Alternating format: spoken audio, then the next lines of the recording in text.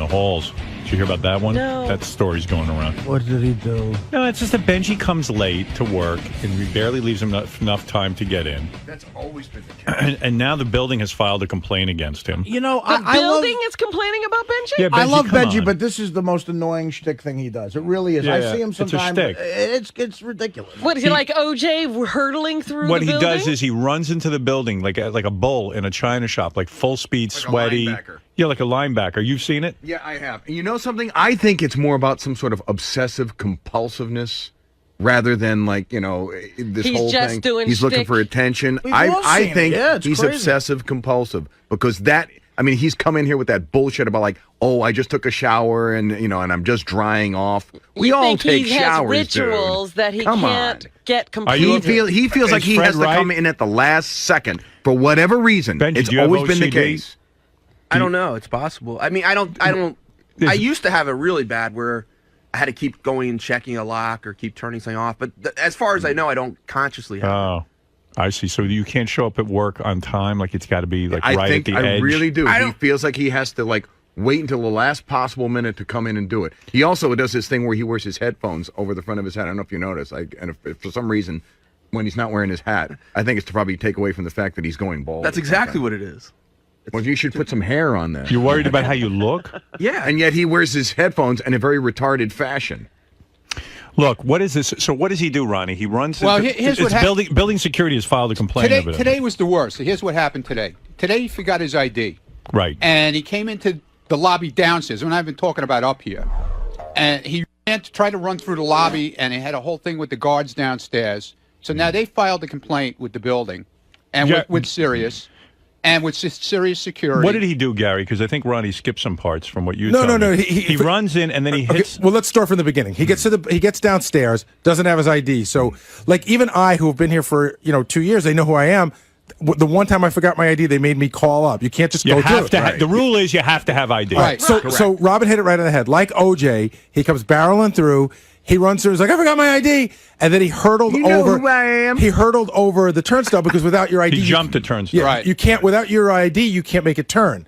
So then when he gets up here, this is the part that I've seen. So did they try to stop him when he hurtled? Well, they were yelling to him, but he just kept going. He says that he told them what they were doing, but why would you file a They have complaint? to stop, yeah. Can I? Well, hold say on, let what me I finish. can't even believe he could hurdle the turnstile. Let me finish. I'd like to see that. So I'm standing outside, right outside this green room right here, right? Right. And I've heard about this, but I've never experienced it until this morning. It really is like you hear a gallop, right? Like you hear the floor start to shake. starts to rumble. And I don't know what it is, but luckily others do. And I forget who was out there, but they push me against the wall and they go, Benji's coming. He comes running around. I mean, really, Howard, he runs in a way without any regard for that he might knock somebody over. And he runs in. And then the other complaint about him, which I just found out, is Artie has a standing order for breakfast every morning. We know what it is. Intern gets here at 5:30. We send him out to get it. As Benji runs in, like an elephant, he screams his order out. He's like, I need 4 cups of coffee. And then he runs in. And what ends up happening is we have to send an intern out at 6 o'clock. And they're taken away from the show. So we've asked Benji to please give us a standing order. But he's screaming All right, and running and here's yelling. Rule number 1.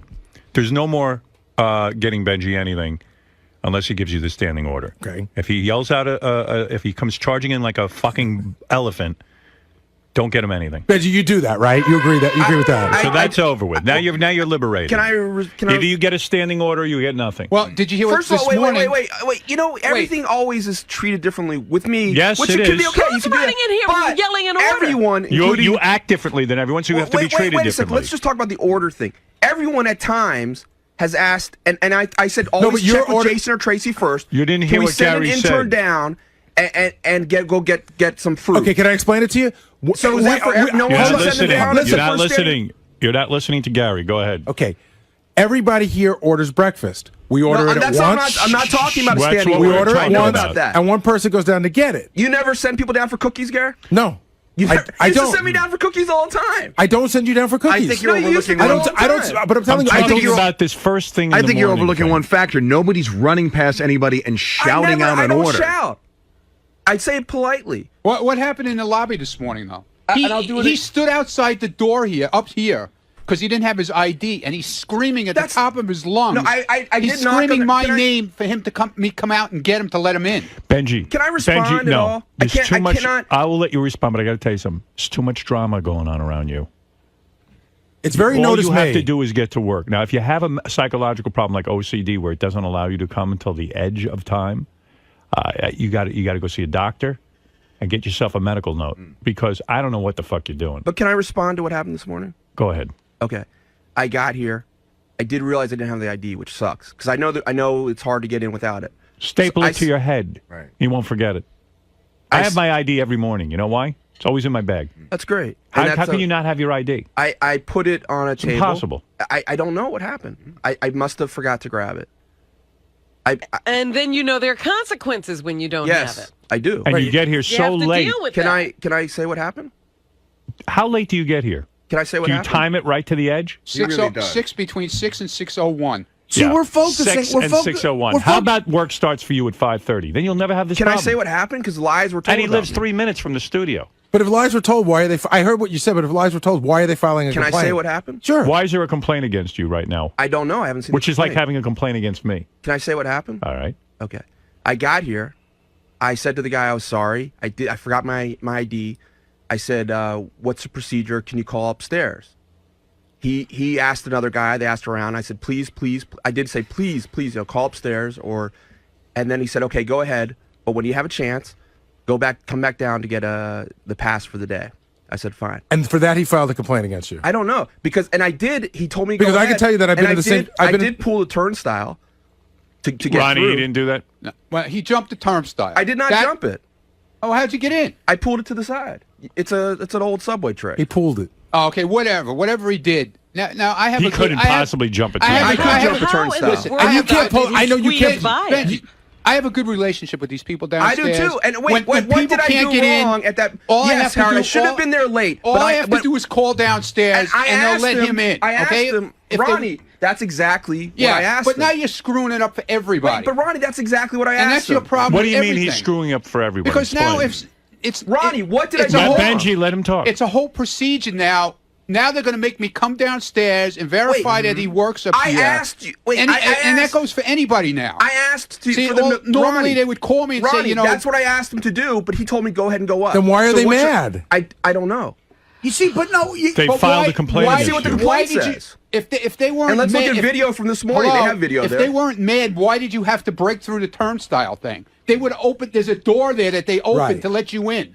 I don't. You know what? You don't know. I didn't know. I didn't know that. They said go ahead, and I just ran through the turnstile. Okay. Do you just come ran charging through it. in here every morning? Yes. Do you run like You an know, elephant? see, that's the thing. Are How, you denying that too? No. How about the You're time you not. almost knocked Tony over coming out of the elevator? and she's pregnant. No, we're focusing on the wrong thing. Today he forgot his ID. Fuck it, whatever. So we're talking about every day when he has his ID. It's an issue and it's bigger than you think.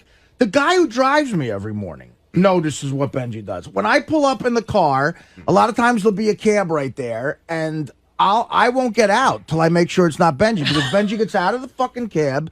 And you know, when you're a little kid in junior high, you have a rule: you can't run in the hallways Right. because you could get hurt or hurt.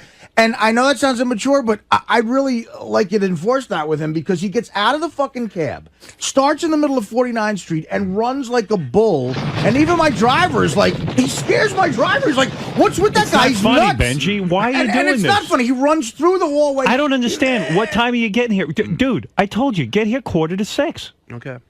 It's Cut the annoying, shit. Benji. It's annoying everyone. We're not joking. It's crazy what you're doing. It's not professional. You got a job that starts at 6 in the morning. You get here early, like everyone else, and you do your thing, and you don't come charging in. Think about it. It's not bullshit. Tony is pregnant now. She weighs about 110 pounds She's wet. had the You know, kid. I mean, she could. I mean, look, you could hit her. You really could, or startle her. I mean, You it's can. startling what you're doing. What Gary says is right. You hear it from all the way down the hall. It's like a fucking Come on. charging If somebody, bull. if You're not somebody a kid. wasn't there this morning, seriously, Benji, because the way you came around, if somebody didn't realize what you were and didn't push me against the wall, you'd have knocked me over. He wants attention. Of course he does. Like Right. a baby. I do it for attention. Of course you do. Oh, I know. But you're bringing so much attention to yourself with this hustle you do every Right. morning, where his driver notices what you're up to and gets. And Artie Artie gets here at a reasonable time to get upstairs. Why do you have to run? I'm running late sometimes too, and I find myself Why do I in a have to brisk run? jog. Because But I mean, wait, he's things dangerous. are different here, which is fine. That is fine, but it's not a big deal if Artie's late. It is a big deal if I'm late. But okay, so with that in mind, knowing what a big deal it is, what the conversation we had back at K-Rock, knowing what a huge issue it is, you've done nothing to make it easier for yourself. Nothing. Why can't you get here 15 minutes earlier? That's a good idea. Oh, No, really, why can't you? You're right. never thought of No, that. but then you don't do it. It's time to stop. It's weird. It's almost like it's our fault that we don't let you run because you're almost late. That's how I feel. You know what? Running in the building, you're absolutely right. You could say don't do it. Running on the street, it's up to me. It's fine, but I'm just saying it's Run not all about you want. It's not about running. It's about the drama that is created by you galloping around here, yelling, screaming out orders, the whole thing. It's a lot more because it's me. If it No, was someone else, Ben, No, it would be. Bench, Because this is it's- one time I got to disagree with you. I agree anybody. that there's a hierarchy here, and I do feel guilty sometimes. 'cause Nobody else is running. I've walked in late, and it's not as fucked up as when you're late. I understand that. I don't have an explanation for that, but whatever. But if anybody was running like you're running, it would be noticed, and you'd have to reprimand them. I mean, my driver thinks you're a crazy person. Like, he doesn't know how to react. Everybody Right. in the building thinks he's crazy And now, did they tell you why they filed a complaint against him? because he's a lunatic. Right. He comes in like a loon. What is the complaint state? Because he comes running in like a bull every Wait, day. Ron, He's gonna tell me what hurt I did somebody. wrong, though. I said... You're turning people off. But what did I do wrong? No, forget about They just told you what you do wrong. Forget about you the come ID. running in, Forget about the ID You're thing. frantic. Right. You're running Okay, in so the this halls. morning, what did I do wrong? You forgot your ID. That's what you Dude, did wrong, and you okay. showed up late. Okay, but when I asked him, is it okay? Don't involve him. To call up. You he know what? said A yes. man has to walk on his own. Right. And stop holding other people responsible for your lateness and for your forgetting I didn't keys. hold anyone else responsible. Well, you're I saying, said, what did I do wrong? Yes, I because just he told told you. me to go ahead. He said it's okay. Every day is the same Yeah, thing. but he though, didn't Benji. tell No, you it's to not. squeeze No, through that I'm not turnstile. talking about the ID. It's every day. How many times have I said to you, Benji, you got to stop this? It's idiotic. Every security guard that works out thinks you're fucking crazy. Yeah. They So look at why their do watch. they- They look at their watch and they know what time he's going to rumble through like that. Why do they all think you're nuts? You got to ask yourself that. Is everyone in the world crazy, or are you a fucking asshole? Well, which one is it? the reason they make a big deal about it is I appreciate the security. It's their job, and I'm glad this building's kept secure. Good. But the reason Ronnie makes a big deal about the running is because Benji. and Benji, other- what time do you get They out of make here a every big day? deal. what? What time do you leave here every day? What do you mean? What time do you leave here every day? It's different. So you leave at noon every What time day. do you generally leave? Like around 1 o'clock. Okay. From 1 o'clock till 6 o'clock the next morning, you can run all fucking day. Okay. Go running. Get right. on sneakers, get in a pair of shorts, and go running. Okay. Your running doesn't have to take place 5 minutes before the show. Okay. Ben, you're wrong about you being treated differently on this, because if anybody else galloped around, maybe you're being treated different You're about the getting a latest break. thing. But Believe if you me. galloped around like that, if I did it, or if Artie did it, or even if Robin did it, I would say, Robin, what are you doing? It's annoying, crazy behavior. Dude, this has been going on since K-Rock. It's not just only here. He used to almost break through the door in the morning there. Because in the morning, So I it's used to have to some sit sort of- there and press the buzzer to open the door there. So it's some sort of OCD. Absolutely. It's been going on for years. Listen, you got to go to the doctor and work on this. Okay. Get some happy pills. Show up at 1:45. Yeah, go ask Jason for a pill, take it, and get here at 1:45. All right. 1:45 is your starting time. Okay. and And I know you don't leave at 1. You leave at noon. Stop it. You leave after the wrap-up show every day. That's not true. Yeah, that's true. I know exactly what you're up to. Okay, you know exactly what I'm I up know to. what you do. Okay. You know? All If you right. leave here at 1, spend from noon to 1 with Sal and Richard. Write a few Okay. phony phone calls. That's what you do. That's what I would like to see you do. Okay. Impress me. Okay. Don't impress me with running in the halls, because it doesn't. Being a kook doesn't impress me. I'm not- Being funny impresses me. Okay, Howard. That's what impresses me. All right. Thank you. And now I'll move on. Can I predict Benji's bit tomorrow? He'll get here 20 minutes early and crawl. He promised me. snail. He promised me this wouldn't happen anymore. We had this conversation one time already. This is now the second time. And Benj, look, I love you. No one's more tolerant of the craziness than me. But that it's really, I feel. Get the craziness on tape in Richard and Sal's studio. Become part of their team. Craziness off the air, running through the halls, doesn't do me any good. I need productivity, not disruption. And I'll tell you why, because I really am afraid you're going to hurt yourself or somebody else. It's that dangerous, I think. And then very forget dangerous. it. Then you're fucked. It's very dangerous. You're right. Go, yeah. I mean, who are you to knock over somebody? It's a very dangerous That's activity. right. It is. I don't want it. Yeah. I want laughs on the air, not off the air. Off the air, you should be like me, like in a coma. People go, oh, he's so boring. And I'm proud of that. I'm proud to be boring. You know where I'm exciting? Right here now. This is when I light up. I light up when I'm getting paid. I would never light up for free. It's a waste of time. You're lighting up for free. Who lights up for free? Jerk-offs. Right. Well, this is where people go down to Giants Parade. They're funny down there. Big shit. At work, they're nothing. Yeah. He's funny downstairs in the lobby. I could show you guys in radio who are all funny in the lobby. And they're all out of work. To be funny in here is different. That's where you use your brains. To be funny on the air. To be funny off the air? It didn't count for anything. Why would you do it? It didn't count for anything? Well, you don't exist off the air as far as I'm concerned. It didn't help at all? No. It doesn't exist. Wow. You have to be funny enough to where a corporation says, you're going we want to pay 1, you to be funny. Noon to 1 if you're here and you're not on the wrap-up show, walk over to that little studio that's where some work's going on with Sal and Richard. And do funny stuff. Funny stuff into the microphone. That will end up on the air. And that'll end up on the air. That's right. I'm not fucking bullshitting you. I know. I'm being dead serious. You think I'm trying to be funny. I'm not. I know. No, it's a good idea to do the funny stuff on the air, yeah, not off the air. That's right, and you're not getting it. You're being funny downstairs. You're so fucking funny, now I got a building complaint. No, I'm gonna. What do I need that? Now I'll go straighten it out. I don't even know what you're talking about anymore. You don't know what I'm talking about? Yeah, I got a building complaint now. Yeah, but I mean, this has been going on now. If he can't get what you're saying in this amount of time, we have a problem. Even Doug wrote me a note. He saw Benji on the street being funny. He goes, there was no camera on him. Yeah. Well, that's where he works. I said, what? I said, what do you mean he's being funny and there's no camera on him? Why would he do that? I don't understand.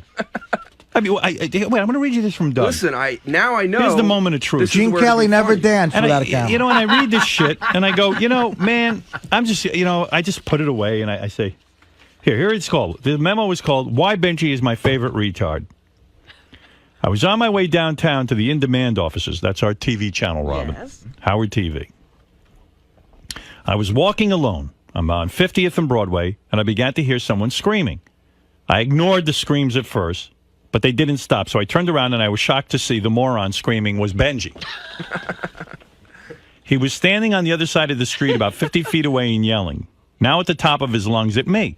I began to laugh and immediately realized that since he was in some sort of his shtick coma, he might come after me, so I walked as fast as I could to the subway. Good idea. As I began to walk away, Benji was still on the other side of the street and began to scream louder at me. I heard something along the lines of, there he is, that's that guy, Doug Goodstein, go get him, get him, get him, get him. That's not what I was It was as if he spotted a bank robber and was pointing me out.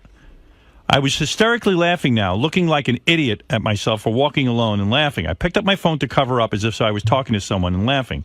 I actually called Benji, who was out of sight at this point, but he still picked up the phone, screaming. I made my way into the subway, praying he didn't follow me, and got on the train with a clean escape from Benji. Wow. I am not sure if he had his tape recorder on or not, but I assume this was all done without any recording devices and solely for Benji's whacked-out amusement. Yeah. And I'm like, why? What's the point?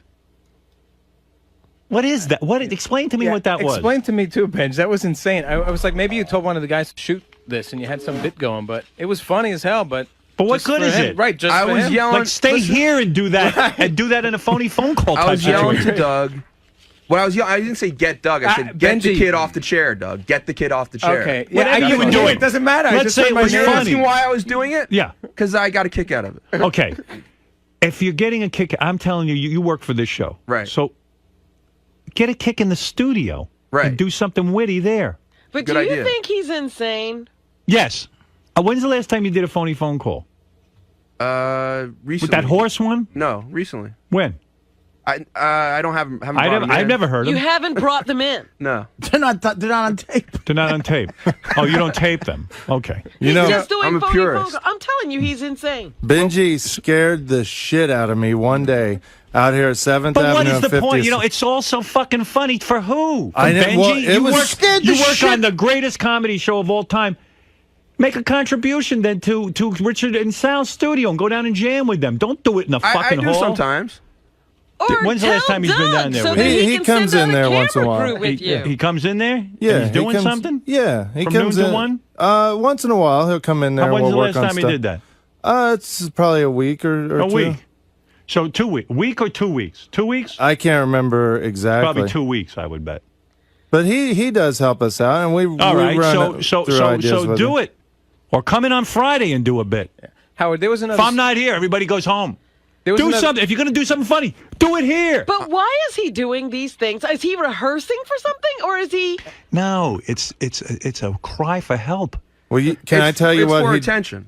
You scared Yeah. Richard, who's like a Of course barn it is. animal. You Can don't I know t- that it's for attention? Yeah. Why else would you do it? No, it's for attention. To walk down the street screaming like a madman? Screaming Oh at my anybody. God! People were falling off the sidewalk to get out of his way. I had my iPod on. And what is the joke? I don't understand. He came barreling at me like an elephant and screaming, and people were petrified that were around us. Right. And they like a sea of people parting with Benji running through them on the sidewalk on 7th Avenue. It's It was stupid. scary. Did you think you had no outlet for humor? Yeah, Let me most tell you people something, don't. Benji. You have an outlet. I've had a very good career. You have. never see me walking down the street screaming at Screaming. people. Right. Just doesn't happen. You I know know. why? Because it's pointless. And you know what? I grew up. I don't need that much. I get enough attention. Right. If you're not getting enough attention, I don't know, maybe your mother ignored you or your father, or maybe both. I have a great relationship with my parents. I didn't say you don't have a great relationship. Maybe they ignored you. They didn't. And they don't. I have a great No, relationship. I doubt it. Take a good, serious look at it. You doubt it? Anybody you who always screams- talk about how much you hate your parents. I don't man. hate my doesn't parents. hate his I love my parents. parents. You But I'm express aware- a lot of disgust about them. Let me tell you something about your parents. You and your parents. There's something that indicates that no one paid attention to you. Okay. I don't know if you sat and shit in your diaper for too long or No. what. You know but what? there's something going on I when you're enjoy screaming to hanging someone. out a lot with both my parents. My mom. Doesn't and have my to dad. be if someone's not paying attention to you. That Someone- you want. Maybe there's someone. broads, whatever. It's somebody Somebody's not paying attention. Maybe his grandma. Okay. Somebody. could be me. I don't know. I don't know what's going on, but this is crazy behavior. Could be and now you got a Robin. building complaint. I got to work here. I don't Right. want any complaints from my people. I understand. I completely understand. You know, I wouldn't like that either. I don't like it.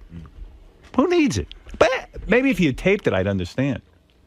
If you taped yelling at Doug Goodstein on the street, then I get it a little because you work in comedy. But just to be doing these things for no reason. It's silly. I'm telling you. I'm here to tell you, your behavior's Listen, weird. listen. You're weird. You're weird. You're right. And maybe about you like that. Running the building's your business. What I do On the street, is not really your business. it kind of is because you know what? Rather you stay here and do the funny stuff into the Suppose, tape recorder. just like we were talking to Kevin yesterday, when you start screaming and carrying on like that, if somebody gets hurt because they're trying to get out of this crazy person's way, All right. it could have repercussions for you. All right, listen, Benji, good luck. I hope you understand what I'm saying. Garrett. Yeah. Why can't Benji just take this as a yes, you're right, I'm wrong? I don't know. He thinks that we're picking on him, and he's absolutely right. There are, there's different levels. Okay, if Benji's late, he takes. But Howard has talked to Benji about being late, Right. and for some reason, it just goes in one ear and out the other. This has nothing to do with whether there's different rules for different people. The behavior is just not the behavior of a person in any kind of an office, the Howard Stern Show or any other, or fucking IBM. When you're in an office, there are certain rules that you have to play by, and it is scary. And I've heard people complain about it time and time again. He almost knocks you over, and it's just unnecessary. It's he's like, well, I'm almost late. What's the big deal? The big deal is be a fucking human. He's been talked to so many times, and I know. know this is a job that to get in the studio was something Benji fought for. Now that he's there, what? I don't know. Is this shtick related? Is it? No, this is not shtick related. I don't know what it is, but it's not shtick related. There's no doubt about it. But all in all, regardless of rank, you make that big of a commotion every day, you're going to get noticed. And yeah, that's right. And we've talked to him about it. Ron, Yeah. this situation with Benji is something that's been driving you crazy since the K-Rock Yeah, but days. we've talked about this before, me and you. Yeah, Right? how he comes in here every It's day. crazy. He's going to hurt somebody. And that's the problem. I've seen him almost knock Tony over numerous times. Now she's pregnant. He would have hit her this morning. God knows what would have happened. Yeah, some serious. It's not funny. Yeah, no. It's really not funny. It's Where do- not funny anymore. Do you think not it's it's not a joke. Do you think he's finally listened? Is this the last straw? Dude, Is this has been going on since K-Rock, and he's been talked to about it, and he just ignores it. The guy lives 8 blocks from here. How can he not get here on time? Everybody else comes from all over the city, Long Island, Jersey. They get here at 5:30, 20 to 6. Gary comes from Connecticut. He's here at no later than 20 to 6. I mean, what the fuck is wrong with this guy? So, Bench, Yeah, man. do you think you learned some lessons today? Do you take all that to heart? Yeah. I never bring up the stories about you at the on the way to the AVNs. You did on the When on you the were in thing. the wheelchair? Oh, that was fun. That was great though. That was on camera. No, it wasn't. You should have been filming. I asked Well, you I to film did, it. but no, remember, Benji, I stumbled upon you after you were in your What? wheelchair with Richard not around and me not around. I stumbled upon you, then took the video. Remember? Bench. Benji, what about when you, what about? I want to do, no, I want to do an interesting thing. It's just an interesting effect. No, let me go. I'd be interested. I'd pick you up while you're filming. Oh, Jesus, Benji. Jesus Christ, Benji. So, Bench, are you learning lessons about shtick and So now it's on camera. taking it more seriously? No, Yeah. for real, you got lectured pretty No, hard it's today. a This good is- formula. It's like this. It should be on the air, the funny stuff, not off the air. Seriously, this is like the most serious lecture Howard's given you about, lateness and behavior in a long Right. time. Did you really take it to heart? Because a lot of times I feel like you felt unfairly labeled, you felt unfairly treated, sort of a double standard I picked up from your end. Look, the running I don't think is a big deal, Right. but if it bothers people and if the people over me say not to do it, I shouldn't be doing it. But you're always a pretty careful person. Why put people at risk by you running? That's really, you know what? I mean, like, do you ever, when something's quickly going on, do you ever run to cover it? Right. Does that happen a lot? A decent amount, you're right. Yeah. It's, you know what? I don't think running in a careful way is that big of a deal. You What know? about the fact that during But that... if I'm asked not to, I'll respect that. And what about the new 5:45 arrival time? Is that... I think it was just get here on time, which I will without having to run. It's actually kind of nice running outside a little bit in the morning, gets my blood going, and kind of like a brisk morning jog? yeah, maybe I'll develop those. I don't know. But as far as making a commotion and upsetting security, you've taken this to heart. I appreciate that they're trying to keep the building secure. I know it's a serious thing, but it's also not probably too interesting of a job. And it's very. When anything happens, like someone in that position loves their authority to have a chance to. Yeah, generally they do because that's an interesting thing. Right. It's very fun to do that usually when you don't have like a lot of. So It's their job equivalent of airtime, basically. Their time to shine. Their time to get some action going on. It's fun to say no. Yeah, when you're in that position. But the thing is, I asked the guy. I said I don't have the card. Can you please call up? He said you can go ahead. That they should have video of. Right. It wasn't this big You should- turnstile jumping, crazy thing that they made it out to be, complaint-wise. I can jump a turnstile, but I didn't. I pulled it. The guy said go ahead. Maybe what happened was they meant they wanted to buzz me in. Okay. But I might have misunderstood and gone through the turnstile. I did go through turnstile. Right. That might have been what the problem was. Okay. All right, man.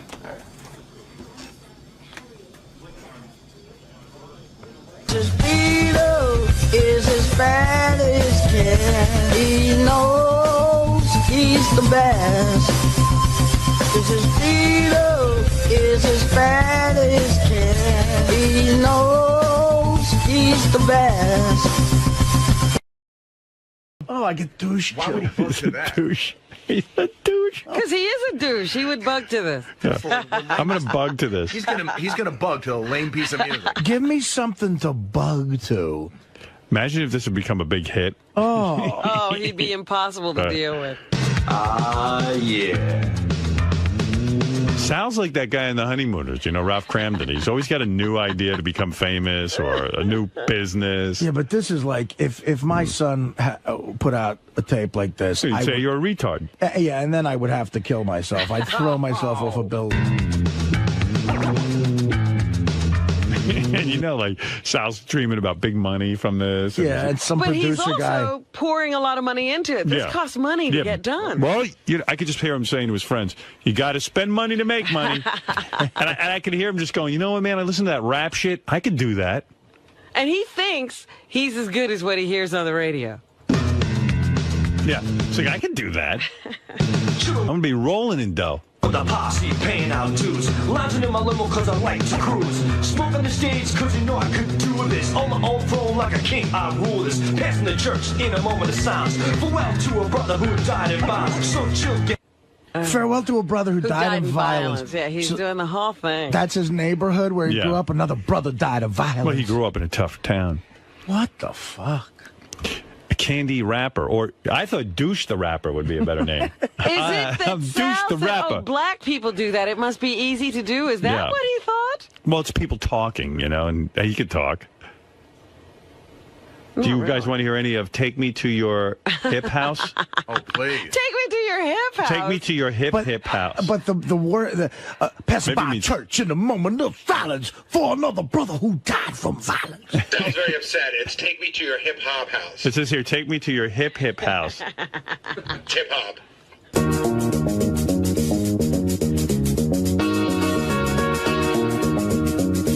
Yeah, coming at you.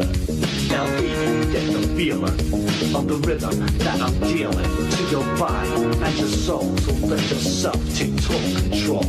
So wet 'em and spread 'em and make 'em nice and wide. And get my bass, put it to your face, girl, till it's ready to slide inside. And with one touch, not too much, I'll make you see to feel unique.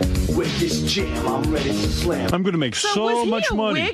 No, it was one of another one of Sal's get poor quick scheme. I'm very poor, and I'm going to make myself poorer. No, but being on this show is a get poor quick scheme. Right. Mark, you're on the air. And make 'em nice and Big fan. Mark, go ahead. Hey now. Hey now. Yeah, I love it. It's some pretty good rap there. You should go head to head with Isaac. Yeah. Douche the Rapper. I love it. All right, thanks. Such a fag. Yeah. Another brother died from violence. Jonathan, you're on the air in Los Angeles. Yeah, it's Vanilla Sal. Vanilla Sal. There you go. Vanilla Douche. You're a douche, Quillo Sal. Run the young douche. All the young douches. So come on, girl, just lift your feet and house me. To my hip hop house.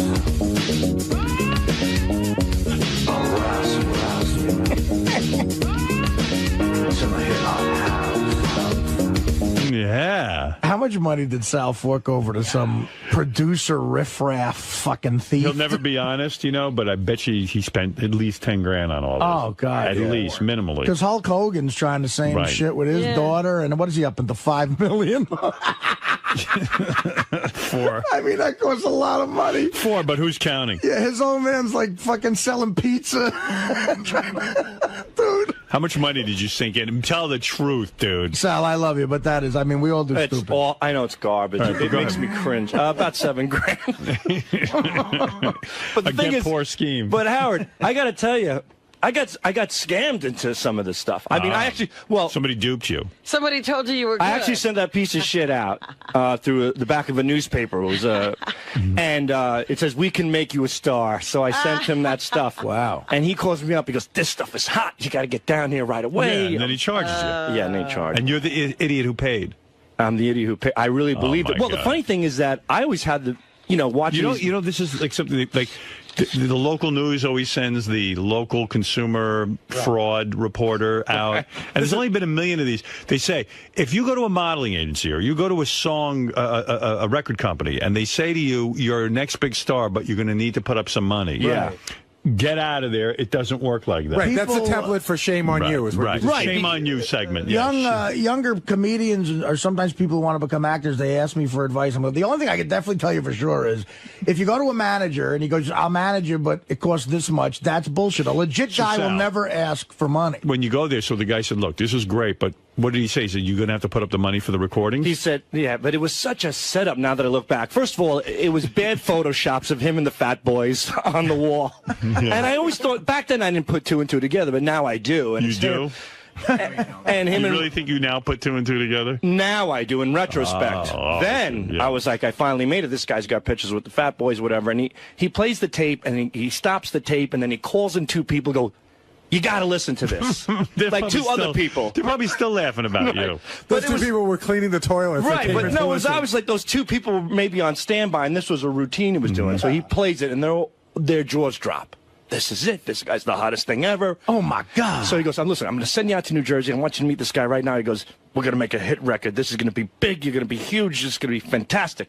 So he calls up this guy, and he goes, take this tape to him right now. So I drive out to New Jersey. You drive it out to New Jersey. I had my mom drive me out there. Right. And your mom, she's as gullible as you are. Yeah, my mom just working in the pizzeria, whatever. All right. We don't tell my dad because if he finds out we're spending money for this horse shit, he'll kill us You both. should have told your pops. So we drive out to New Jersey, and Howard, I swear to you, it was a beautiful studio, 48 tracks, state of the art I'm sure design. it was. Yeah, right. The guy pops in the tape, the engineer. And again, it's the same motion. He's tapping his foot. Holy shit, unbelievable. I can't believe what I'm hearing. You are the next sensation. You're going to be huge. Oh, boy. He had, a big Everybody's in on it. he had a big empty recording studio, so he had to make a deal with the devil. Yeah, dude, there were go ahead. cobwebs all over the place. So he's like, this is it, huge, blah, blah, blah. So now I'm convinced, finally, like you said, Ralph Cramden finally got the pot of gold at the end of the rainbow.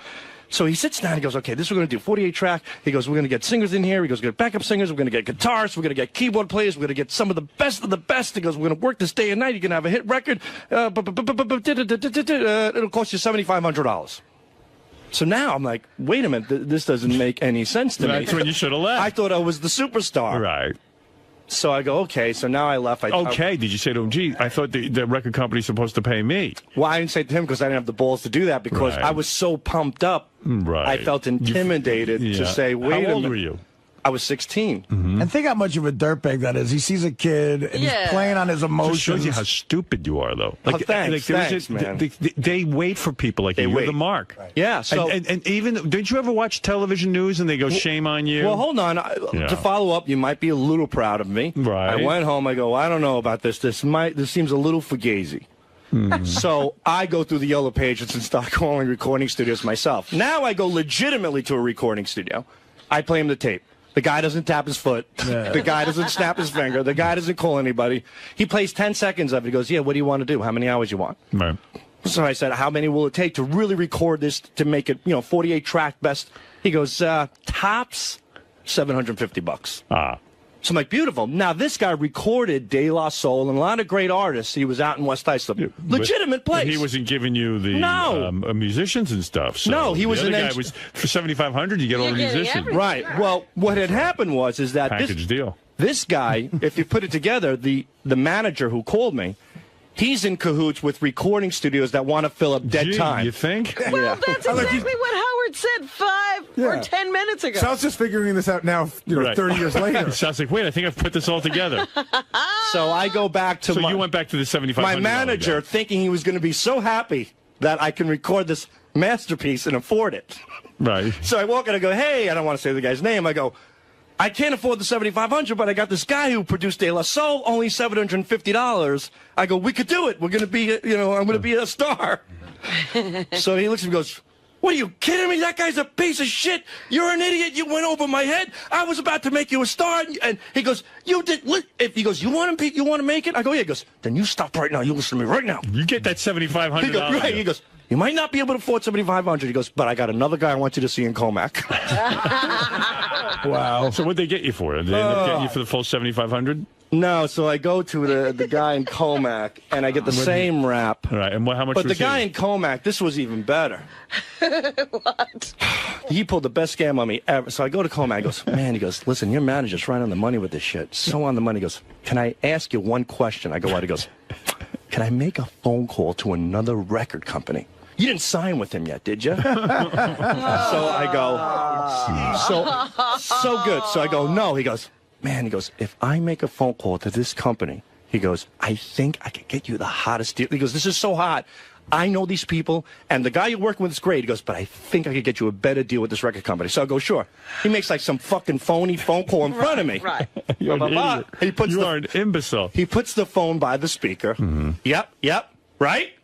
He goes, yep. He's going right, back and forth from this. I'm like, wow. I go, this is unbelievable. I go, now I got two guys. It's a bidding war for my music. Right. And I fall for it. And then you're an imbecile. This guy hooked me. He hooked me. How do those guys sleep at night? And very how much? well, How very much? How much well. did he hook you in for? That guy originally gave me a price for $4,500. Yeah. And How'd they get you up? well, no. He got me for $4,500, but it ended up costing me with him. I went to the bank and I took out a loan with interest and everything. Yeah, and my mom co-signed it. Almost Oh, retarded. your mom co-signs. Yeah, but I paid off every nickel. Good for you. So, and yeah. that was, Way to and then, go. so now I record this piece of shit. By the way, Howard, the final product of that 48-track recording is Yes. "Shake It," which Fred plays all the time. Yeah, we like That that was one. the masterpiece. That was the man. This is the fine. Yeah, I like Take Me To. So this is the 48. This is the single. Yeah, I can hear the difference. yeah.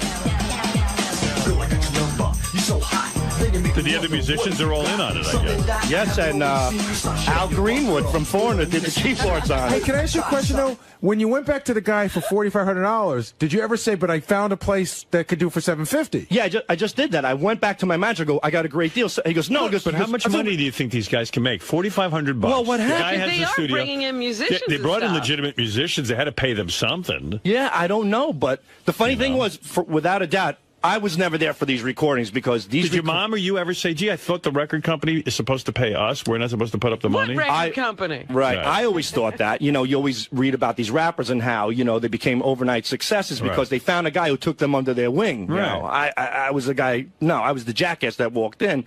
So after I recorded this and I was going to be this big star, all of a sudden all the negotiations fell through, like the record company from this guy who, the new engineer who called didn't get back to him. I go down to my manager. I go, "Hey, we got the final product."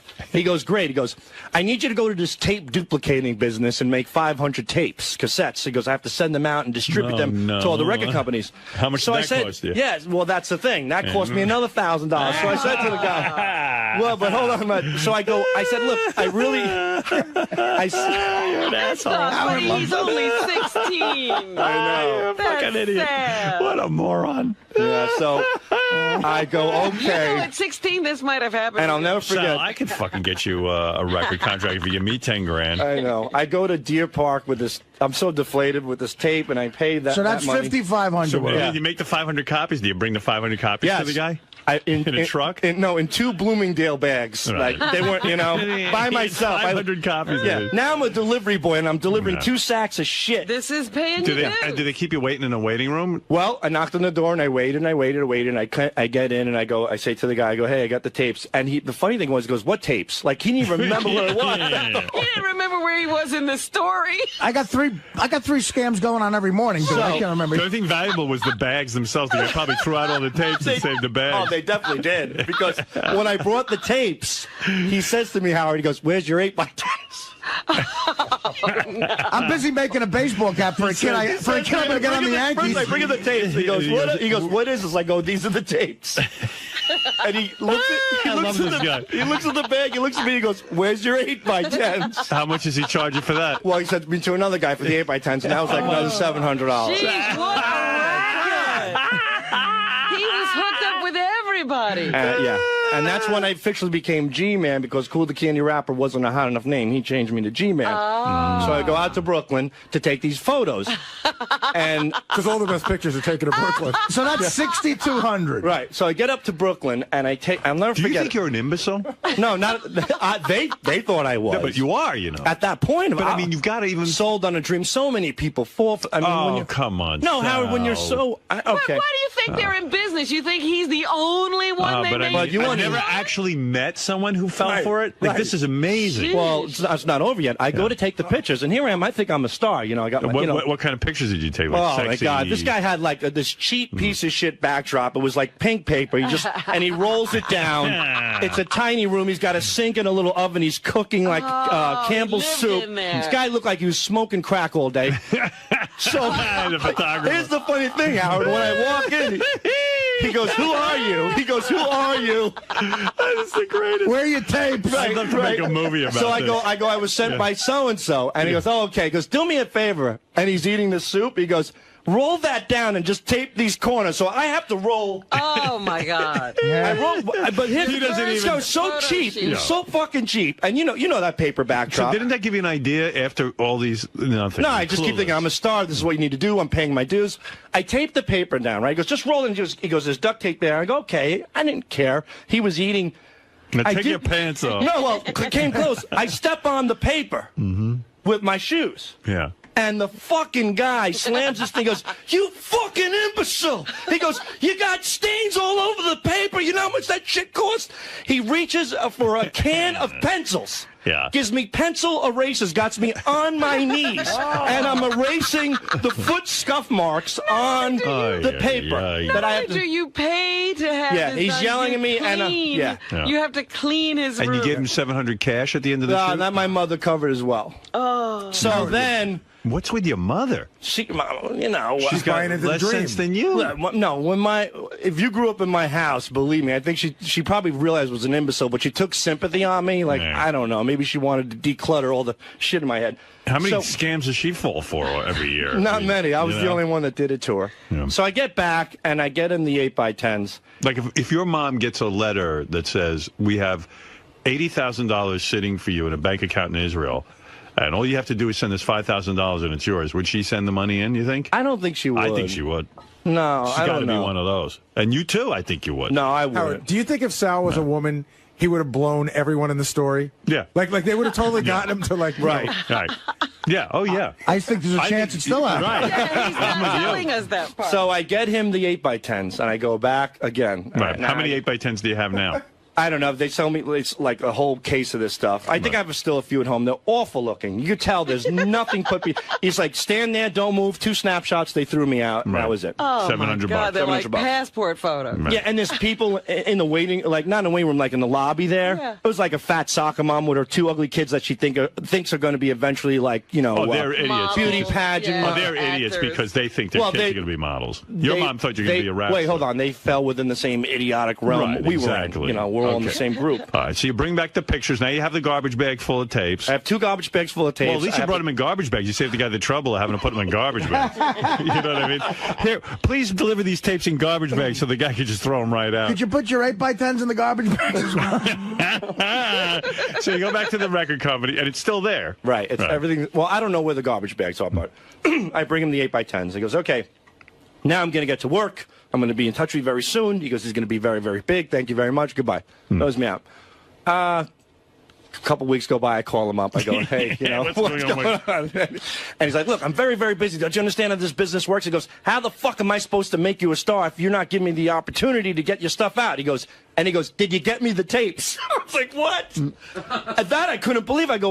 I said to him, did I get you? I brought 2 fucking garbage bags down of tapes for you. He goes, what are you talking about? I go, I brought them to you. I He goes, threw them hold on. out. Yeah, so he does one of these things. Hold on one second. Like, Ethel, where are those tapes from Sal Governale? Oh, okay, yeah, we're on it. I know why I got confused, because you're a candy rapper, now you're... Some bullshit. Right. Then Now he you're calls me G-Man. back. He calls me back because I think he feels like, oh my God, he's onto this even idiot. He felt bad, yeah. No, he thinks that I'm onto a scam. So he goes, listen, I got a great deal for you. He goes, have you ever heard of publishing? I didn't know publishing. He goes, you know what, Sal? We need to make a TV commercial. How much you got? So I don't know what publishing is, but he goes, once you become a star, your stuff's going to be played everywhere. He goes, how about if I told you every time your song was played, you're going to get paid? Right. He goes, See, the guy knows the business. Yeah, he goes, not only are you going to make money from sales, but publishing is where it's at. That's where you're paid for the rest of your life. I said, wow, that's great. He goes, so this is what we're going to do. I need you to come down. I need you to sign a publishing contract. So we have the rights to get this out and get you paid every time. He goes, it's going to cost you about $1,100, something like that. Right, okay. Right. So now we're up to, let's see.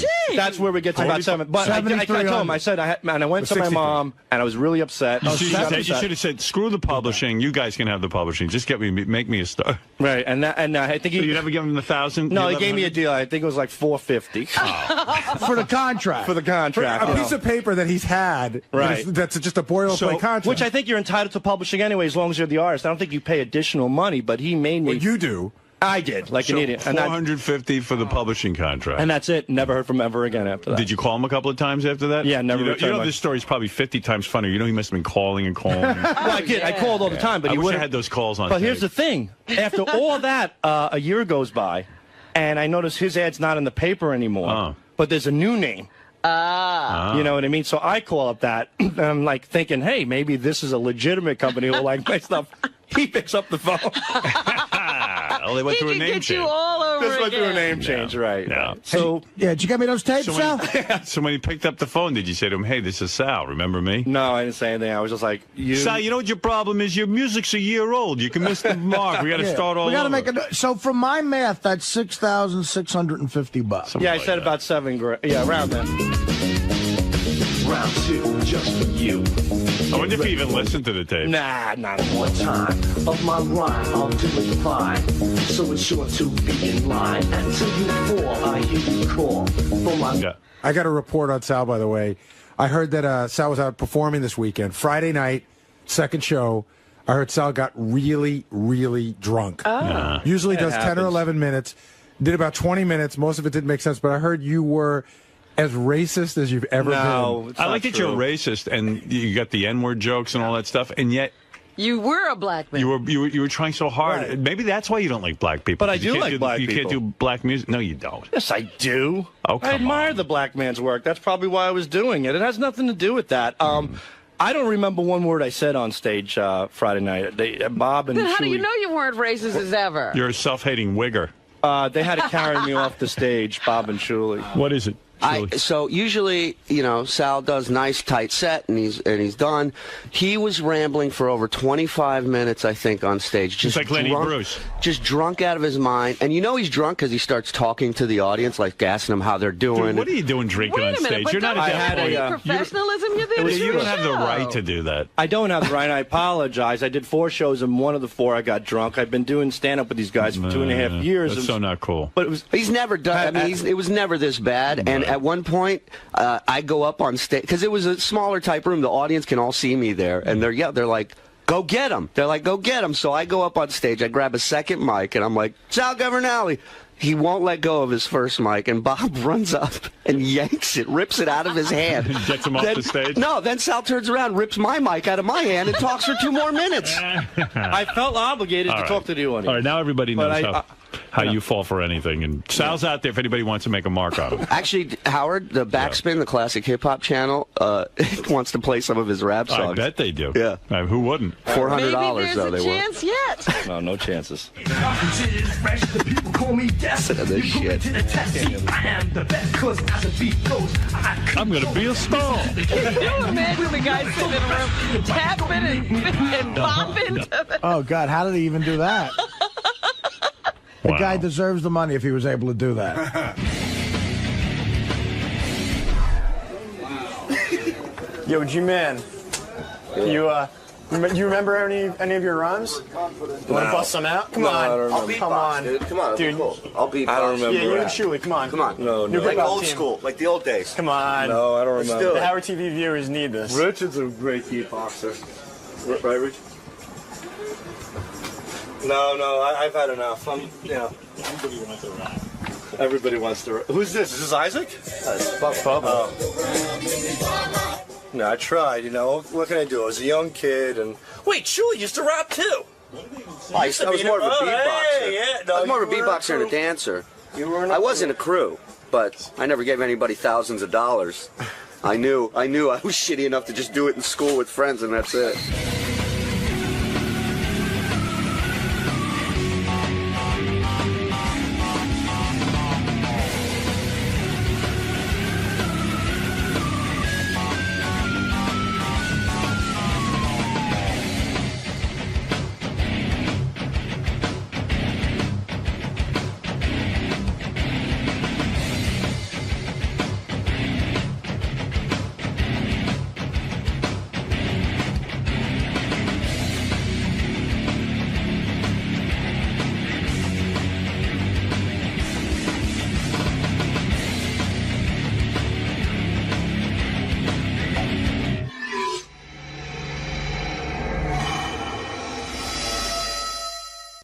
Scott the Engineer's story, how often he edits his son's music. Oh, okay. During You've work got more hours. information? Well, I'm hearing some things. All right. An investigation will be launched. I want a full report on how much output Scott's giving me a day. All right. I want to know how many things he's editing. And just see how far the album is along. Yeah. Something tells me the album will be done before my tapes. I still get reports about you that you kind of were less than truthful with me. Maybe it's somebody else. Maybe I was doing somebody else a favor. You know, I do things for other people as well, not the only myself. person you can do stuff for is me. I do things for other people as well. Who's the other I do people? things for you too, obviously. Right, but that's not what we're talking about. I didn't deny I played it. No, it was more than once, and there is a lot going on back there. I know everything that goes on back there. I got sources. In my own time, yeah, there's a lot going on. No, not during my time. No, not during your time. No, Scott, the smile gives it all away. You can't even lie to me good. But what are these favors he's doing for other people? I don't know. Maybe he's referring to stuff he's done for me, Well, but that's different. I'm aware of it, and I know what's going on. Well, that's something you asked him to do. Yeah. Yeah, but he's giving me a smile. I mean, I know some favors I've done. If you're referring to my favors, what are you getting on my case for? All right, you want me to start now? All right, everybody back there, the 4 or 5 people that go down for at least 2 hours a day smoking cigarettes. I'm not talking you about want to get on them. their fucking case? I'm talking all right? about you. Bullshit, man. I'm talking about you. Bullshit. Talking about you. It's bullshit. No, I'm talking about you. I fucking work. These people are downstairs smoking their brains out and not doing any work for 2 hours a day because every time they have a cigarette, it's 10 minutes. 10 minutes times 10 cigarettes. You know what you're like? How long is it? You're like one of my kids when I go, man. hey, you're not doing your homework. No one else is doing their homework. Of course I'm working. Let's talk about you. Forget about the people who smoke cigarettes. Let's assume. Yeah, forget about them. Yeah. It's all about me. Well, it's this only is a about discussion me. about I'm the you. only fucking asshole that works. I'll talk about the cigarette people with the cigarette people. I'm talking about you. I mean, you know, you're not I don't smoking get cigarettes. It. Bravo. I'm one of the hardest workers around. I've been working for you for. I know. I'm going to have to monitor your output. I don't get it. Why are you busting my chops about? I'm going to monitor your output. I want to see how much whatever you're you getting done. fucking want to do. I just want to know. Just want to know what's going on back there. Nothing's going on. Just know I know everything that goes on. Nothing's going on. It eventually all ends up on my Nothing's desk. going on, then you're not doing anything. Well, then we need you to get something exactly. done. Get in there. I take a break from nothing to work on my son's shit. So it's a big joke. It's not a big joke. So I mean, you you're know, you joking want to get on my case. I mean, you know, for what?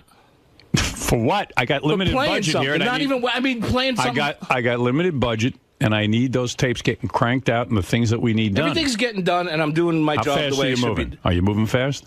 No, I never move fast. You know That's that. what I'm saying. Of course I'm moving fast. You don't have time to be sitting with tracks. Let me ask you something. Everyone knows what's up. Is the album done? Your son's album is done? No, I'm working here on weekends doing stuff. No, it's not during the weekends only. It's also during my time. I see. And I need this guy working because you know what? We need engineers who can crank shit out. Sure. That's all I'm saying. Okay. Just know I know what's going on back there. Okay, you fuck with me, I fuck with you. You get it? Okay. That's what? You're not fucking with me. No, I am obviously. No. Because you're not making me mad. I'm you not. think you're making me mad. I'm not doing fucking my with job you. the way I should I'm be doing checking my up job. that I need you Check to up. work. Have fucking Gary sit in there. Have whoever you want. We don't have time to babysit you. There's other ways of knowing. Tim is going to monitor every day what you get done. Now, don't get upset with him. What? Don't get upset. When Tim used to ask you for a list of what you did all day, he used to get upset. But now you've been caught with the drum tracks. And what? You've been caught with the drum tracks, and now we have to monitor what you Baba do. Booey said I had, Not Baba Booey. I'm your fucking boss. It's Gary. Gary, look Mr. at that. Delabate. It's also Mr. Gary Mr. Del Delabate. apostrophe A, capital A, Bate. What? What is he chiming in? I mean, you know, all of a sudden I got to call Mr. Delabate. Gary, Call me Gary. Gary, is there a way to monitor what goes on back there? Really, I want a system. Well, there is, but Scott's not going to like it. Well, I'm I don't not going to care like if he anything likes you do. Well, we'll start with going back to Scott, just giving a list at the end of the day. Just All what right. he produced for the day. Fine. That's what he used to do with Tim, but I know it used to piss him off, right, Scott? Now, let's say he goes. Does he just make a list and go, "Oh, I worked on the tapes today," or does he talk about how many? He'll say, "I worked on the game show special for 3 hours. I did Robin's News for an hour." And then does anyone check to see how much? Like, if he works for 3 hours, does one tape get done or 20 tapes? I mean, I need a thorough checking of what goes on back Not working there. on tapes. I'm not. I mean, that's I need to know, like, in the 3 hours, how much work does he get done? Like, so if he just writes down, "I worked on the game show tapes," does it take him a year to get it done? I got to go play solitaire. I'm busy. Well, I can't stay here. you don't have to stay here. I'm working your schedule out with Gary. You have to be monitored. The schedule is you can monitor me. My schedule's not going to change. Who are you answerable to? In other words, let's say you work on a game show special. And Gary and Tim. I mean, whoever gives me work, that's who I'm answerable to. Who do you work under directly when you do the game show special, for example? John. John Hine? Yeah. And he's he feels he's getting this material back in a reasonably quick time? You have to ask him. Let me find out. John? I think I'm doing it fine. John, are we getting this material back in a very quick time, in a timely fashion? I want honesty now. Hold on. You're on trial, my friend. Are we getting this work back in a reasonable time? On the game show special? Yes. Scott has been responsive, and he's done everything I've asked him to do. In other words, you're not sitting and waiting for this stuff? No. It's coming in quickly. He's been efficient. He recorded with Tom Bergeron. I've got no complaints about Scott. No complaints so far? No. All right. I'm going to make you in charge of Scott. And if you feel he is slowly... So he'll answer to Gary and you. And he is no longer on a level with you. He's underling to you. Okay. And you are his boss. Okay. And You've been demoted, Scott. You've been demoted. You actually lost position today, I Scott. guess. Believe me, if Scott worked as hard on a cure for baldness as he does on his son's music, he'd have a full head of hair right now. You know what? You were a sergeant, and now you're because I back to played corporal. something doesn't mean I was working on something. I admitted that I played it. Wasn't working on it. But What did you play I it worked for? here I worked here for the last 2 weekends for 12 hours a day. That's working. No, you weren't listening to working. something is not You were working listening on to something. your son's music. You weren't working. What's the fucking difference? What I listen That to? was your hobby. No one's paying you to do that. First of all, if you really want to, I mean, you really want to push things to a limit. Yeah. You want me? I mean. Do I get a lunch hour? No, I'm supposed to get a lunch hour. We're going to start with this bullshit. You want to get petty about things because that's what Yes, you're doing. I wanna do get get a lunch petty. hour. Legally, I'm supposed to get a lunch hour, So take which I it. never Who take. stopped you? So that's my fucking lunch So hour. who I listen stopped to my you? son's music, okay? No. That's the end of that. No. No, So what do you mean, no? You do. What do you mean, listen. no? So in other words, you said you never listened to your son's I music. said I So would you listen. are back there with your son's music. No, I said I didn't deny not listening to it. I listened to it. I told you that yesterday. You know, you're not in the K-Rock union. I'm not in a union, but you I know. still, according to labor You're laws, entitled to your lunch break. that's correct. And nobody told you not to take a lunch break. So fine, that was my lunch hour. And you sure I look listened like to a you song. are eating lunch. You don't look like you're listening to music. You look like you're eating lunch. You look like you're eating 5 fucking lunches, quite frankly. I'll close the door for an hour, and that'll be the end of, that'll be my lunch hour. I mean, what is it? For 20-something years, I've been nothing but busting my ass for you. And not only that, why are you working on your son's music so much? Why don't you let your son do his own thing? I mean, we just recorded it the other day. But I haven't been working on my son's music for 4 years. Jesus Christ, you're a mess. What is a mess about that? I mean, you've got to pull yourself together. What is a mess? I don't get it. What is a mess about that? What is it, I'm trying to Ralph? help my son because I love him. What is who knows what you love? What is the Ralph, fucking go ahead. mess? Explain to me. When did you become this producer? That like He's a musical producer. His son's trying to make it in the music business. Yeah. He's going to be a musical producer. I'm not a producer. I'm an engineer. I'm helping him record music. No, you're I producing. do this for a living. Who's producing the album? Who's producing it? Yeah, the band, you and are. I have help from other people working No, with me. you're producing it. You don't know Mutt Salem? You He's don't know a great producer. Mutt Salem. You should keep that black cloud away from I never your claimed son to be a with his musical music. producer. Okay, Nah, you do, I'm you working do. with somebody here at Sirius that's helping me out, and we've been working the past couple of weekends working on the music. But it's now filtered into my day. That's when I get involved. What? Because I played 20 seconds of it, or I No, listened wasn't to 20 a minute seconds. of it? Listen, between you and me, Yeah. I know you don't have to lie to me. I'm not lying. I know what goes on back there. This was not 20 seconds. Of course you know what's going on. This was not 20 seconds. This is often. Often. Listen, They your just son's- recorded you're it. It could be excited- more than fucking, I mean, You're excited about your son's Of course music. I'm excited about it. And I And you don't get understand that. excited about whatever your children do Yes, either. I mean, your do. children do a lot of shit too. Right. So, but I'm the boss man. I understand you're the boss. And understand? I'm not taking any of your time doing shit that I shouldn't be doing on your time. Who knows? I know. And if you want somebody to sit, why don't you come in there and sit in there with me? I don't have time to sit with you. I've got a job to do. Apparently you know everything that goes on. Did I have- someone complain that they couldn't get things done? No. No one complained about anything. I'm just telling you, I know what goes on. You back in obviously that you're studio. complaining about it now. I am. I know. I'm aware that you're very busy with the producing That your is correct. son's music. That is correct. He's Not only on the weekends. On my own time.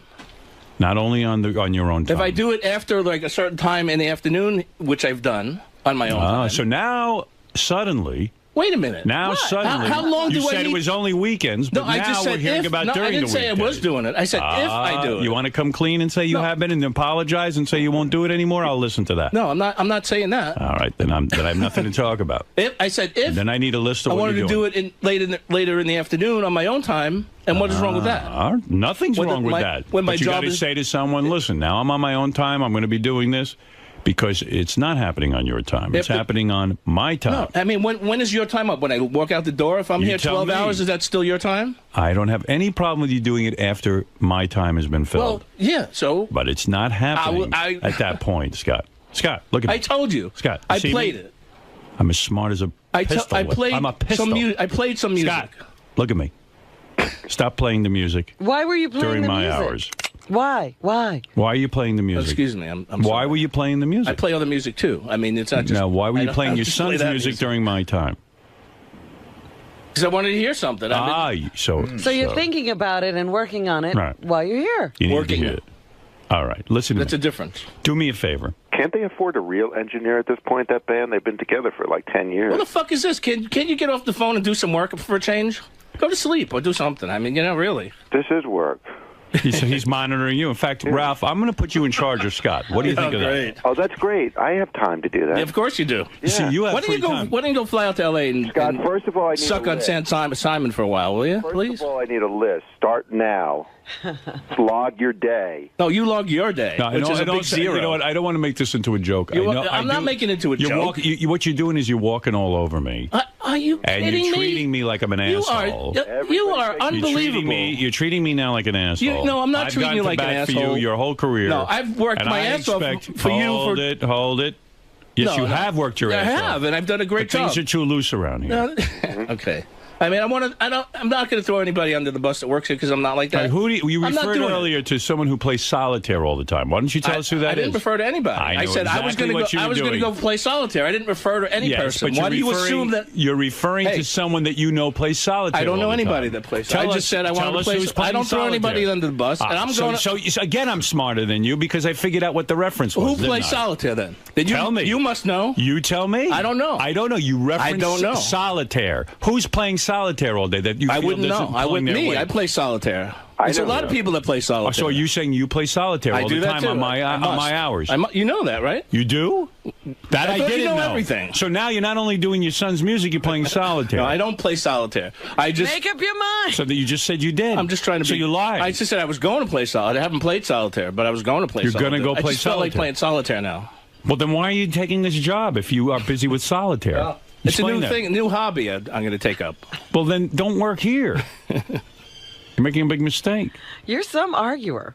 I'm terrible at arguing. I've told you that before. I cannot argue. It's like going in to take a test. Argue? You know all the Why material, are you arguing? but you fail. Why do you have to argue with me? You shouldn't even be arguing with me. I'm not. I'm not trying to Just argue. say, Howard, you're right. I did listen to my son's music during your hours. I told you I'd listen to it. I'm going to stop, and I'm going to show you how much work I can get done. Okay. That'll That's do. all. I won't That's listen. it. I Then won't you listen don't to have to anything I argue. shouldn't be listening to, and I'll do whatever I need to do for the show. How's that? Is that fine? That's good. I'm sorry that if And take a lunch break. By all means. No Fine. one's stopping you. Fine. You're yelling about this I don't lunch take break. a lunch break. No, well, when, take when, one. when I Why get, shouldn't when you I have think I'm lunch? getting taken When advantage do you of, eat? Let me ask you something. You must just- weigh 300 pounds. When do you eat that you skip lunch? I don't buy that you skip lunch. I think you're didn't full say of you didn't shit. skip lunch. Yeah, go ahead. You misunderstood again. All right, go Yeah, ahead. you're not listening. Again. So I've misunderstood many times. Well, yeah, you say I'm working on my son's music said during your you time. don't I said take- I was listening to it. I wasn't working on it. No, listening to it and working on it is this. You're calling me an asshole. And I right didn't now. listen for 20 minutes or I didn't. Scott, It's maybe often and frequently. No, same thing. You're wrong. Often Often or frequently. frequently. It can't be often. It just I It's didn't often, have it before it's this frequently. week. You're I mean- obviously very excited about it, and you're playing it. I said that. Block it out of your mind. Fine. Do that at home. You're not in the band. Right. Ralph, you wish you had a thread of talent as much as my son Leave does. your son alone. Fucking asshole. Your son. He's blistering up the charts. Dope. Look, I love that you love your son, and I love that you're doing this for your son. That's great. But I love you too, and I need you to work this hard. Is just bullshit. That's all. I apologize if I'm doing something that I shouldn't be doing. You did admit time. you are listening. I did. I said that yesterday. So I didn't for the deny 8 that. hours that you work, yeah, put all your focus on your work. Okay, for those 8 hours, right? That's and guaranteed. then listen. All you need for those 8 hours. That's right. That's guaranteed. That's all I need. That's I need you to put out, man. I put out whatever I can. Pretend I'm your son. And you're working work all weekend for me. That's a little retarded. Because your son ain't paying. That's retarded? You're my son. That's right. Pretend I'm your son. And you will work as hard for me as you do. I've been doing that for 23 years. No. I've been doing that. Dad, I don't buy it. All right. You don't love me as much as my brother. Now get to work for me. Okay. That's all I do. Howard's son. Howard's son. He thinks it's funny. Yeah. Oh, it's a big laugh. Well, now I have to put new monitoring in. You should give him more work. That's what I'm planning on doing. I got to keep him busy. I want him hopping too. Yeah, if he was. I like this guy. I like his work. I just want more of it. See? I want more of that work. He's good. I brought him all the way over from K-Rock. I'll tell you why, because he's good. I appreciate that. But I don't want you to get lazy in your old age. I'm not getting lazy. I'm not getting lazy. You know. Just getting comfortable and lazy. Right. A lot of free time. Yeah. Listen to drum tracks. Drum tracks. I take after you for a lot of free time. Like lazy. He's got a different job than you. Maybe Nobody you want can figure his that job. out yet. My job requires me to be lazy. Yeah. It's in his job description. maybe you want his job. That's something you'll have to talk to me about in private. I don't want Move over, Ralph. Right. Yeah, really. Coming after you, Ralph. You know what I'd like to see you in? Big baggy jeans and a horrible shirt. There you go. And shave your head. I could really dress you up nicely. And try to grow a bad mustache. Does he have a bad mustache now? Yeah. Oh, God. It's not a mustache. Big gray mustache in the middle of his face. Oh, God. How horrible. It's been like this for years. I don't know. Just a goatee. I shaved the rest He has off. a goatee. I love you, man. I know. I don't love want to you see too. you fuck this up. I'm not fucking anything up. I'm Don't working fuck hard for this you. up. I'm doing everything I should be doing for the All right, show. Okay. That's all I care about. He's got to qualify every remark. And more. Come on, man. You can do it. My money's on you. Don't get lazy. Come on. Be a team player. I am. I've been. Because I get reports on you. He says an album only comes out once every 4 years. Yeah. Howard. I didn't say that. No. I get a report through many Oh, sources. you think I've been doing it before that? That's Just bullshit. That's come total on, man. bullshit. Show me what you got.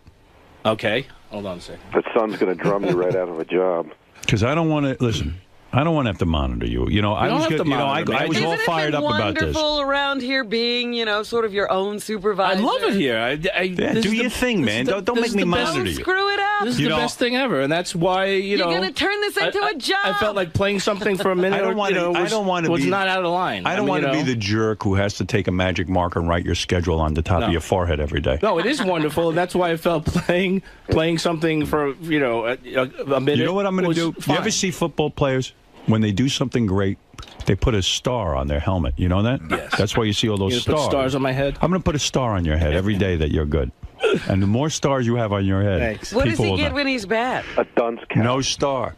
So No, you- but you got to put something else Put a up dunce there. cap on So his everybody head. will know he's Oh, yeah. bad. On the days you're bad, a dunce cap. On the days you're good, you get another star. And soon your whole head will be covered in Your stars. head is like a helmet anyway. I'll be like a It's gonna start constellation. decorating. So what a You lot of won't even football need hair. teams, what a lot of football teams do, they put the symbol. Like Florida State has a mohawk, has like a tomahawk. You should put the fist symbol, a little fist symbol. I'm going to put On a little. his head. Thank you for that. See, that's a creative guy working. Right in the middle of his head, like that dot. I'm going to put Thanks, Artie. I'm going to put a nice fist symbol on your head and paint it right on there. Miniature. Get like a fist stamper. Right. Yeah. And stamp your head every time you do good. You can wear a sari and your fist symbol. Right.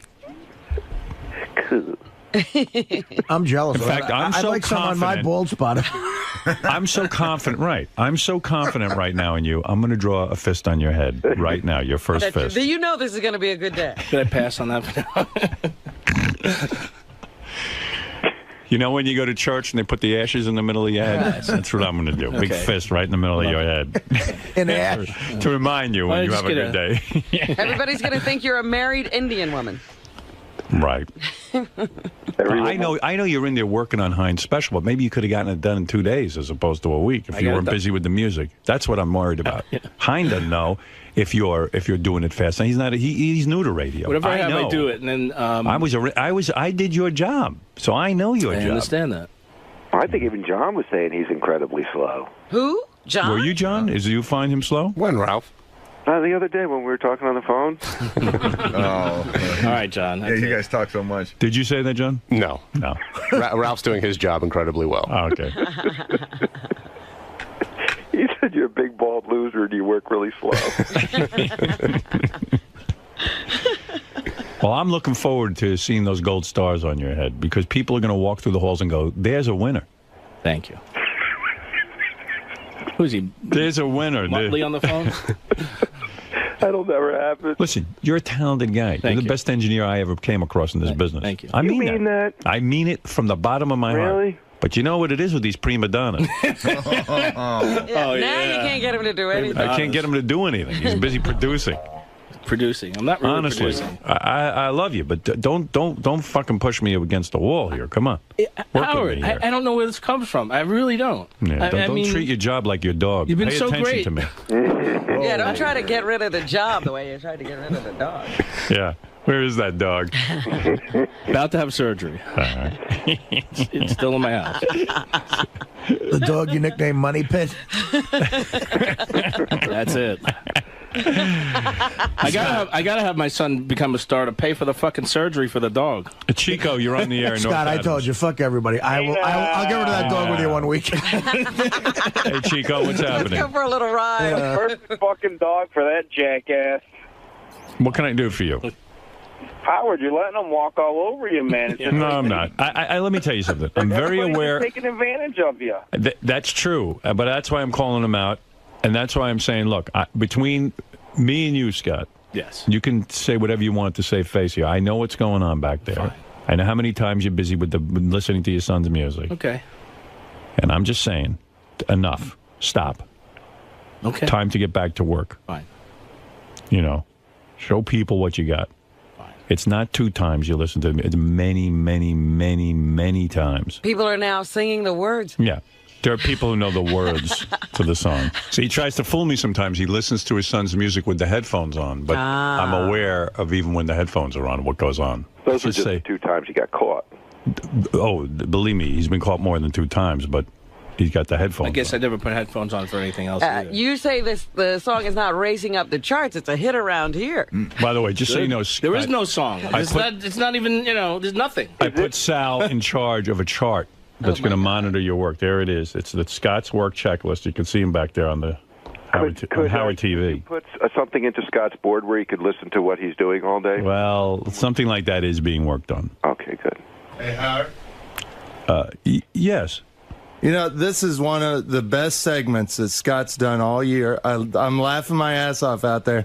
I think he did a great job today. Can we put a gold star? Put a gold on star in his head and give him. All right, that's his first gold star. Okay. All right, Scott, you now have a gold star, and you are a winner today because.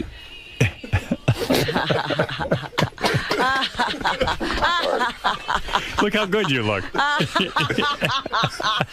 It's got to be smaller. I was looking for something to compliment my bald head.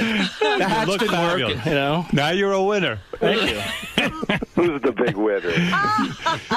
You have to see this gold star. Oh, my God. The cloud's gone. I got a star now. You're a winner today. How proud do you feel right now with a big star on your head? I feel like I'm in 3rd grade again.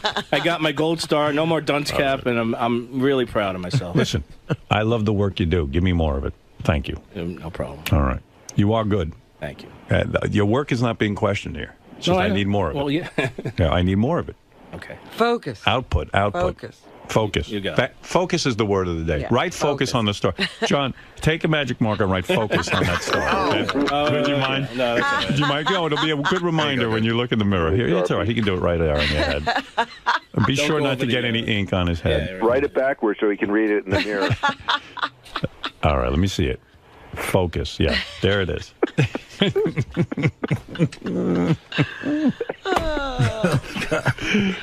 You're an inspiration.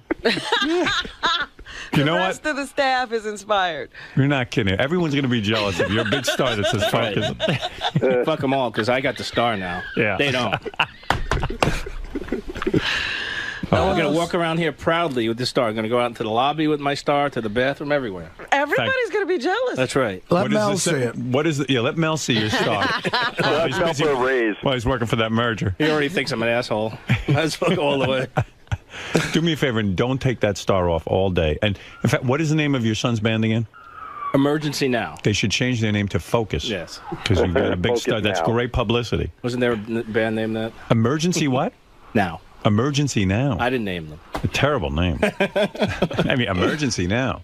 All right, maybe that's good. What do I know? A lot of young kids now like those kind of names. I mean, yeah. All right, listen. I know Stevie- your son. Your son's a talented kid. I Very like talented. It. Yeah. Stevie Ray Vaughan's father had a star at work. Is that right? A lot of famous guitarists. I didn't know that. He earned a star like Scott? Several times. Look at that. Richard makes a nice star, doesn't he? Beautiful. With the tape on it and everything. I have to go look in the mirror. You're not going to believe I it. can't stop staring at it. There you go. I'm so proud now. Look at that. Look, there you go. Look on the monitor. Beautiful. Can't see I'm bald now. You're not a bad-looking man. Not with your star. Yeah. Anything helps. What a look that is. All right. Listen, seriously, Scott, Let's thank start a new fad now. you. All right. Thank you. Please. Please help me. That's all I'm asking for. I need your help. You look like Gorbachev. A bit stain on his head. Grape stain? Yeah. I don't know if I'm going to have any more room for more stars. Maybe I could put stars on top of that star. Oh, don't worry. He won't do anything else right. You're saying this is his only Thanks star? for the confidence, Ralph. That's it. You're saying this is his only star he's ever going to get? That's it, man. Yes, Jim, go ahead. You're on the air in Scranton. Good morning, Howard. How you doing? I got an idea. Why don't you put a fucking helmet cam on that bald head of his, and then you can record everything, and then Gary can watch the tape at the end. No, he's always at his work module. station. He's always at his station. I just don't know what goes on over there. I Well, always you'll be trust able to Scott will be doing the right thing, but then when I do. But then I I got do the right reports thing. about the music, and he's consumed. Howard, you want me to take care of this guy for you? I had to nip this in the bud. No, that's all right, Jim. I got it under control. No, verbally. Go ahead. Scott. I'm listening. Go ahead. Get the fuck back in your hole and engineer something, or you're fired, you bald, lazy fucking prick. Thank you. At least I can go back in there and Jim's do an something. excellent manager. Where do you work, Jim? What kind of work do you do? I'm a garbage man. Right. Well, let me tell you. You know what? Laugh all you Excuse me, want, Scott, but I'll made- tell you what. Made me laugh. I make $17 an hour. It's pretty good. No More one's than laughing that. now, No, are I'm they, not, Scott? I'm not laughing now. Sorry. I didn't realize you made that much. Maybe I'll switch careers. Pennsylvania, I'm fucking rich. Let me tell you, this guy's probably got a Houses mansion. here only cost $75,000. He's got a McMansion. This guy. There you go. $75,000. That's right. You can buy a house in. You could buy a house in Scranton for $75,000. Wow. Is it a trailer? No. It's actually a home. 8 Full bedrooms. basement, 3-car garage. I got 2.5 acres. Wow. I swear to God, I'm not lying. And you paid $75,000? Actually, 79. Yeah, after all the closing costs and everything. Yeah. Wow. When did you buy this house? 5 years ago. Wow. It's in the middle of a toxic waste. And let me tell you something. No. It's now worth $83,000. There you go. It's over an Indian burial ground. Property values really. You can't even get in for Shooting up. You can barely get in for $83,000. What's your mortgage? 535, 550, something like that, and then my taxes on top of that, so I pay like $800 a month. You better for be everything. quiet. There's going to be a run on Scranton today. You're not kidding. I'm moving. Well, it's outside of Scranton. It's rural. I drive home from work every day and I almost hit fucking cows in the road. Why don't But I mean, we it's nice ever? and Why quiet. don't we ever do our show from Scranton? Yeah. We would live like kings. Yeah, screw Vegas. Oh, my Yeah, but the God. problem We is, could own Howard, Scranton. We could have 10 acres. The problem is you'd be in Scranton. And we could make $17 an hour. I'm jealous. What? No, I didn't mean your payments. How much money did you put down, and how much was left to I didn't mortgage? put anything down. I put no money down. Oh, Yeah, why would you put something down? Down. You want to get out of there. No, it's not bad, really. It's not bad. I grew up just outside of New York City, and I kind of miss it, but it's nice around here. It's rural, and then just 20 minutes away, you got the booming town of Scranton. Oh, you're not even in Scranton. You're, he's outside. outside, about 15 minutes outside. Why do you think it's 80 grand, Artie? You know what? You can laugh all you want, but I'll tell you what. This He's guy's living in a mansion. Living great. He probably Dude, I'm works. living large, man. I got a wife. I got 6 kids living at home. 6. Can I tell you something? This guy, though, you make jokes. You see, they know how much garbage he picks up. In other words, if he does it in 20 hours or he does it in 1 hour, they don't care, as long as the garbage gets picked up. And if he doesn't pick up the garbage, there are people calling. Right. You see, with Scott's work, I'm not sure exactly how much. In other words, when he's working on a special, it might take him 10 weeks where it should have taken him 1 week. But if he's getting paid hourly, they do care if it's 20 Yeah, hours. see, you got to milk it. You got to stretch it out. You know what I mean? That's why I'm not paying I gotta- Scott hourly. I This could is- stretch my workout. I think that's what you're doing. No, I do it as quickly as I could. Hey, come on, you got to get a little fire under you, man. 53 hours a week. How much do you work, Scott? How many hours a week? Probably around 50. How much do you actually work, though, out of that? Probably around 1. 1 hour. Yeah. See? What did I tell you? All right, thanks, guys. All right, Scott, Thanks, thank Howard. you. I Thank appreciate you. it. I need your work. Thank That's you all. for the vote of confidence Ralph, and the star. I'm really proud of it. Congratulations on your promotion over Scott. Thank you. All right. Everybody and you too, was John. promoted over Scott. Yeah. Now Scott has 2 new bosses, Yes. Ralph and John Hine, and Sal is in charge of his work chart. Wow. I'll be checking in with Scott later today. See how Thank he's you. doing. All right. Thank Bye-bye. Thank you. Thanks you, Scott. You got your first star. It's great, isn't it? I love it. I'm not taking it off all day. It's a wonderful thing. Life's great. Thank you, Sal. I appreciate it. No problem. Love it. Now, if you all excuse me, I have to close the door and talk to my boss, John Hine. We have to work. We have to get work done. So, Sal, are you going to stay in his room all day just to make sure he gets work done? Absolutely. Demanding respect. You know, I love Scott. I think Scott's a great guy. I think he's a great worker. And I think it's time we show the audience how hard of a worker Scott really is. So far, since he's gone back to his studio, he has spoke to John Hine privately, okay? He started drinking his coffee, and he sat and did nothing. Then he took the star off his head, refusing to cooperate. When I put it back on, he removed the star again. He's doing tasks in the wrong order. He's not prioritizing. He got up, did nothing, sat down again, did nothing. He failed to meet deadlines for the game show segment. He's being a wise ass, said he was jerking off when I asked him what he was doing. So, Scott, do you think, is it going to be smooth sailing from here on out? It seems like... No, it's not going to be smooth sailing. Why would it be Well, you went in really defensive, and then halfway through, your mood changed, and it seemed like you were cooperating better. I always cooperate. Yeah, but when you went in, you started screaming. Yeah, because he's just busting my chops. And now, how do you feel about having Ralph and John and Sal watch over you every minute? It's fine if that's what they want to do. That's not going to get to you? No, Is it going to... not worried about it. Is it going to hinder your relationships with them? I don't think so. I just do what I do. If they want to watch me do what I do, then it's fine. It's not going to change what I do. But what I have to, it's not going to change my job, but what I have to do. So needless to say, you're not going to play any more music. Or your son's music, right?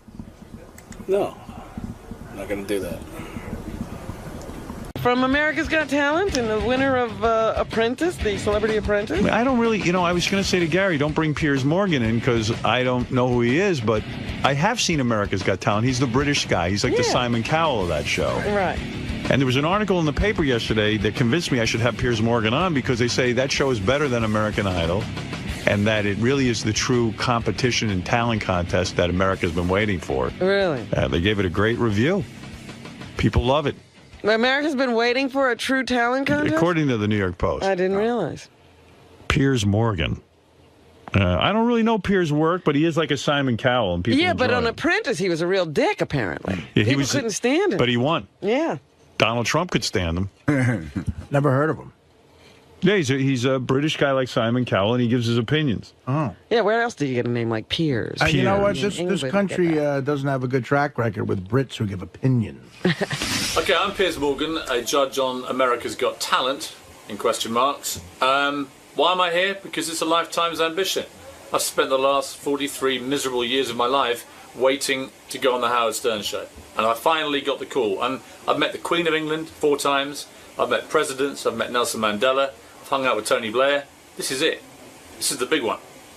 I'm not nervous through fear. I'm just nervous through adrenaline, excitement. Biggest moment of my life. Hey, Piers. How you doing, man? Howard, how are you? Good to meet you. Good to see you. Pleasure. Hey, Piers. How are you? I heard you're He's opinionated. in better shape than I thought. Yeah, we heard you have a lot of opinions. A lot of opinions. Good to see I you. thought he was kind of a blubbery guy, but he's in good shape. I wasn't going to do this show, Howard, but people told me you're quite popular. I hadn't really heard of you, obviously.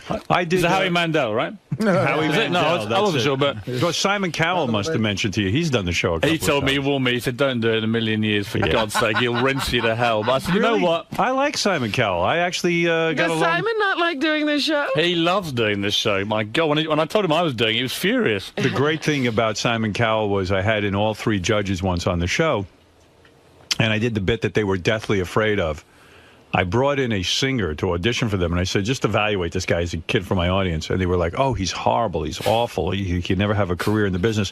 What they didn't know was this was a guy who had just sold, how many records? Oh, God. 10 million? Something like that. Yeah, He had a huge hit. He had a huge hit going, and they were like, oh, and Simon was like, we oh. That's him. That's him. Well, the best story, you'll like this. The guy who won America's Got Talent last year, which I know you don't watch, but it was this big ventriloquist guy called Terry Fator.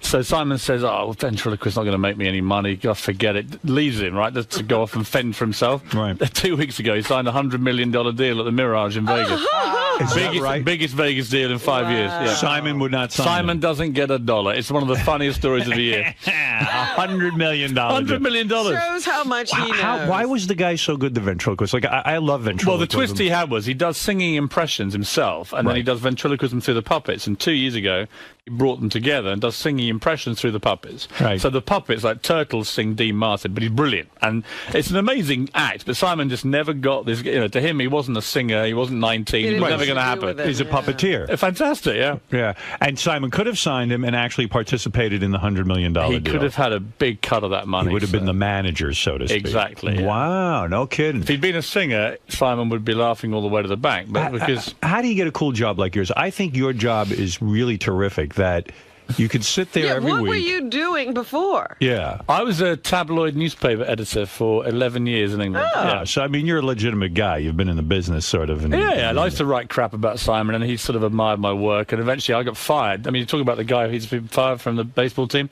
So you would write bad things about Simon. Of course. And yeah. so Simon sort of took you, co-opted you in a way, and brought you into his organization to shut you up. Yeah, his exact words were, I need somebody even more obnoxious than me to come and judge this show, America's Got Talent, and I can't think of anybody more vile than you, so do you want to start Monday? I said, where is he? He said, Hollywood. I said, get me out there. What are the kinds of things you would write about Simon Cowell? I mean, you found him to be grating and obnoxious? Yes. Yes. And you would write that, and now that he is your boss, in a sense... Now I've had a dramatic sea change of opinion. I think he's a handsome and powerful man. So everyone can be bought off. The worst thing about him is that we went to, you'll know this place, Stringfellows in London, right? It's like the Scores of London. Right. It's about a year ago. This sums up my relationship with Simon. So we go in, and all these girls gravitate to Simon, these lap dancers, like a sort of, like the ultimate babe magnet. Well, and he's I'm a sitting rich there, guy. Right, so I'm sitting there on my own, he's there worth 150 million, blondes everywhere with pneumatic breasts. And I end up with one lap dancer comes to me who's Polish and wants to read me weird Eastern European poetry. And it just about summed it up. I look at Cal, he's got 17 blondes crawling all over him. I get the Polish lap dancer who wants to read poetry. But now with the success of the show, you know, you certainly must be getting some. You divorced your wife recently, right? I did. Right. You got successful. Is that part of the success model? I think it was successful for her, she'd say, yeah. Yeah. Did you have to give up half of your money? More. Really? More than half. Did that How just much did break you your Never heart? get divorced in England, What Howard. are you worth that you had to give up half? More than half less than I used to be. so you're a millionaire, right? Pardon? Are you a millionaire? Dollars or pounds? Pounds. Yes. I was both. I was only playing with it. You know, the thing is, though, as the editor of a newspaper, you don't get paid a lot of money. So I imagine with this TV show, you must be getting paid something. Yeah, I used to get paid. You get paid pretty well as an editor, but it's nowhere near as much fun. I mean, God, the idea that I now roll around America just abusing people and get paid for it's fantastic. It is fantastic. So and to be on the game show, you don't really have to sit there and find the talent or do all the work. You just sit there and judge, and then your day is over, right? Yeah, the only thing is you do need eventually, through all the train wrecks, to find something that is apparent talent. And I must say, the premiere last night was pretty good. I mean, we found 3 acts that I would say, you know, people talk about the success of it and why it's different to Idol. You don't get a show where you have the range of madness and then talent that we had last night. Someone said in the paper yesterday, the reason your show is better than American Idol is because you, first of all, don't have an age limit. That was the key. Yes. That anyone could enter. Any age, any talent. And they said any talent. Right. As, That's as we the say, beauty part. That is not just singers. a ventriloquist could not win American Idol at a certain age. He's not even getting We had a guy, I think it was Chicago, came and said, he's a 7'2" giant called George. So we said, okay, what's your talent, George? And he says, right, what I'm going to do, I'm going to drink milk through a large straw through my nose and wrap it around my body. Okay, and there's a twist, he said. He's enormous, this bloke. And the twist was a load of explosives he'd secretly strapped around his stomach began firing off as he drank this milk through his nose. And at the end of it, there was just this sort of stunned silence. And I thought then, I'm a perfect judge for this because I'm probably the only person in the world who could claim to be an expert at giants drinking milk through the nose while blowing themselves up. But can you judge that? I mean, can anybody? But what did you say about the guy? Did you say, well, I can't see this sustaining itself, or did you allow him in the competition? I used the only phrase I could, which was I've genuinely never seen anything like that before in my life. What does that mean? Does he get to go on and compete? Or I don't want to ruin the fun, but he was actually a very clever actor. He was the kind of guy you'd see at the back of a circus in one of those cages doing weird things. And I that's liked interesting, a geek show. So the fact of the matter is that guy could go on and win, couldn't he? Yeah, you know why? Because he's entertaining. And he could do something like that every week. The thing I love about this show compared to the singing shows, you've got to be the best singer, right? The dance shows, you've got to be the best dancer. Our one, you've just got to be incredibly entertaining. It doesn't matter what you do. I don't care, but if you're boring, you're going. How did you Is there an audience vote component to it? Oh, this is the best thing about it. Okay. The audience this year, we went to these big theatres around America, and there was it was like a Roman amphitheatre. Right. And they were able to chant, off, off, off. I mean, it was brutal out there. They say that's the other strong thing about the show, the chanting, and the audience is really amped up. It was electrifying. And it's electrifying bad for the bad ones and great for the good ones. And you get this emotional roller coaster goes on in the auditions, which is unlike any other show. I mean, it's a weird thing to be involved in. I will start watching it. Sharon Osbourne's on. I used to have Sharon on my show. Sharon loves you. I used to have Sharon on my show way before America even knew who she was. Right. She was very heavy at the time before she had her stomach stapled. And she used to come on and rip people a new a-hole constantly. Oh, she was a good fighter. She was a real good fighter. And I got to tell you something.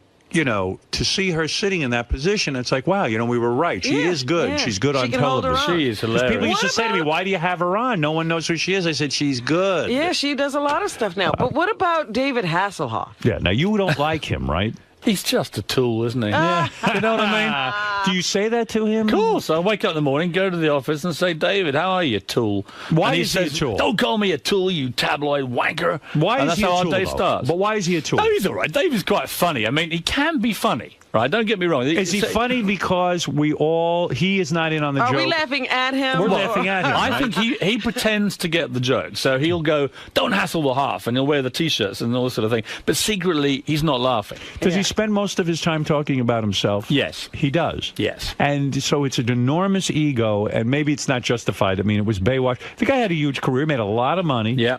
But he did all of these things that I guess people laugh at. He does weird things. It's like on one of the shows, you've got to have continuity. You've got to wear the same clothes for a day. Right. Otherwise, in TV, it looks a bit weird. You turn up in one suit, you end the show in a different one. So one day, he wore the same gear all day, but at half-time, he disappeared for an hour and came back. He'd had a spray tan. So his face had gone a different orange. And it's like, Dave, do you forget this is one show today? So when you watch it on telly, it'll be like, wow, David Hasselhoff just got a suntan halfway through the show. And there's no explanation. He went, God, I didn't think of that, man. But he's funny. I mean, I tell people, they say, come on, is he really funny? I said, look, it was a day when he came in, and I said to him, I've had a ticket to the Playboy Mansion Midsummer Night's Dream party. I said, it's fantastic. And he went, my God, man, it's the greatest show ever. He said, the chicks are going to love you, man. And I said, well, yeah, but unfortunately, my girlfriend's here, and I've got to take my girlfriend. And he went, what? And with that, another act came on, and I could see him pondering the enormity of this crime that I was committing. And eventually, at the end of the act, he said, God, man, do you not know the golden rule of the Playboy Mansion? Yeah. You never take sand to the beach. Right. There you And go. that was funny, right? And I was like laughing, saying, that's a genuinely funny line. Well, you know what? I happen to agree with him. Yeah, I well, mean, he's right. What the hell are you doing bringing your girlfriend to the Playboy? Well, there was a moment about 2 o'clock in the morning in the grotto, and I totally agree with him. But anyway. I remember when I first heard that line 80 years ago. Is it that old? Yeah, it's very old. So what is it like when you now you're having success on American television, you're getting well known, you're no longer just a newspaper editor, you go home and you announce to your wife, look, honey, you're out the door. That's Oh, well, no, it. it was more a case of that happened 9 years ago. So. Oh, did it really? Oh, yeah, yeah. So this is before you were well known. Oh, yeah. Well, I was well known in Britain, but as a nasty tabloid editor, so I've always been pretty well reviled around the world. It's no problem. And do you have the hot girlfriend now? I mean, is she Very hot super- girlfriend. Where did you meet this broad? She's a journalist. Yes. Yeah, if you're gonna dance with the devil, really, it's just easy. Newspaper or television? Newspapers. The TV ones. I mean, like you look at these chicks on Fox News. One has better legs and body than the next. Well, I've told her she's my pre-fame girlfriend. Right. Apparently, you have to get one of these in Hollywood now. My agent said that you need a pre-fame girlfriend and a really hot one when you really make it. So I said she's got about 6 months, but if it all goes wrong, I'll probably go back crawling to her. So your new job, really what you're saying to me is it's not as simple as it looks. In other words, yes, you give your opinion, but you really do at the end of the day have to have an educated sort of opinion, and you've got to come up with the goods. You've got to really understand what talent is. Well, I think you just have to understand. I mean, Simon Cowell is a populist genius. Right. He can watch any kind of... I do Britain's Got Talent with him. We're both judges. And his instinct for watching an act after 10 seconds and saying, is this going to work for the public is incredible. Right.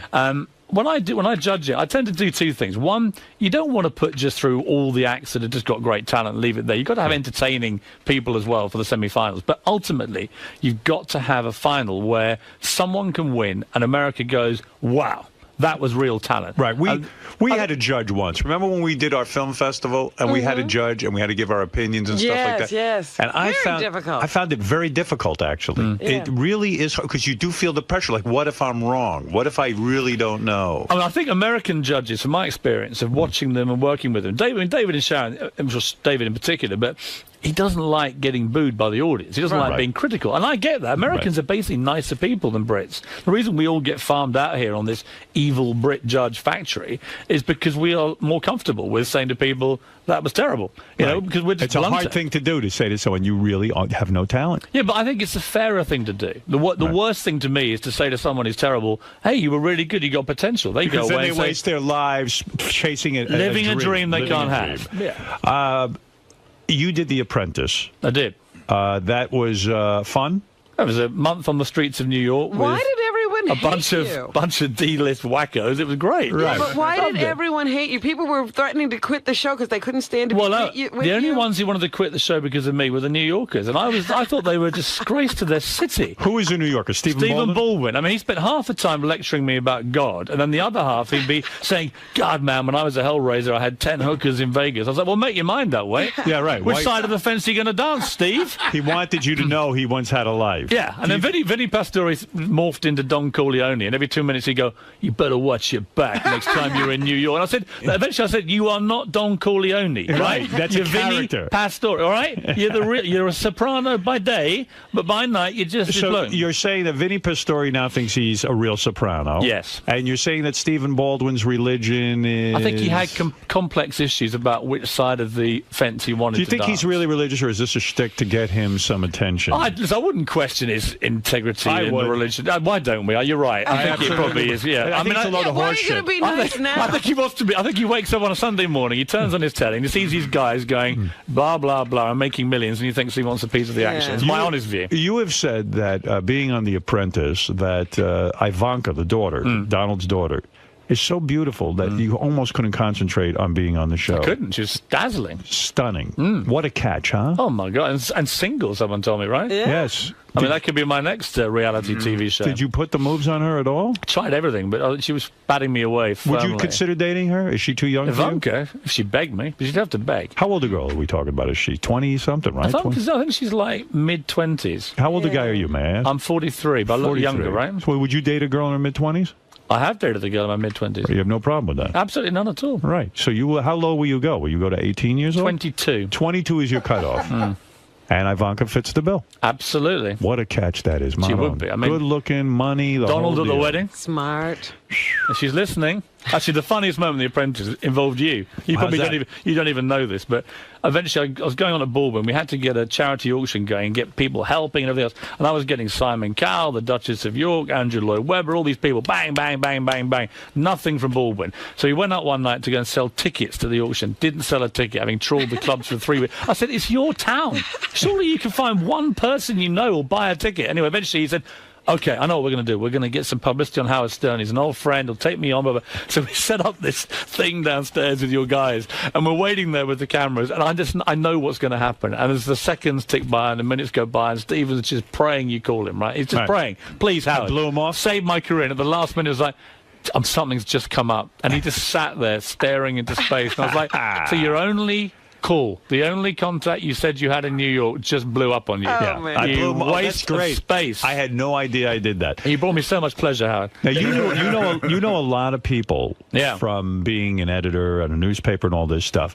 The story goes that you are the man responsible for introducing Paul McCartney to Heather Mills. It's completely true. Do you feel bad about How did you know Heather Mills? I was editor of the Daily Mirror, one of the big tabloids in England, and we had an event called the Pride of Britain Awards in 1999. And it was like a sort of saluting of ordinary people with big stars, presenting them heroic awards and so on. And Heather Mills came and made a speech, and Paul McCartney hadn't appeared in public since Linda died about a year before.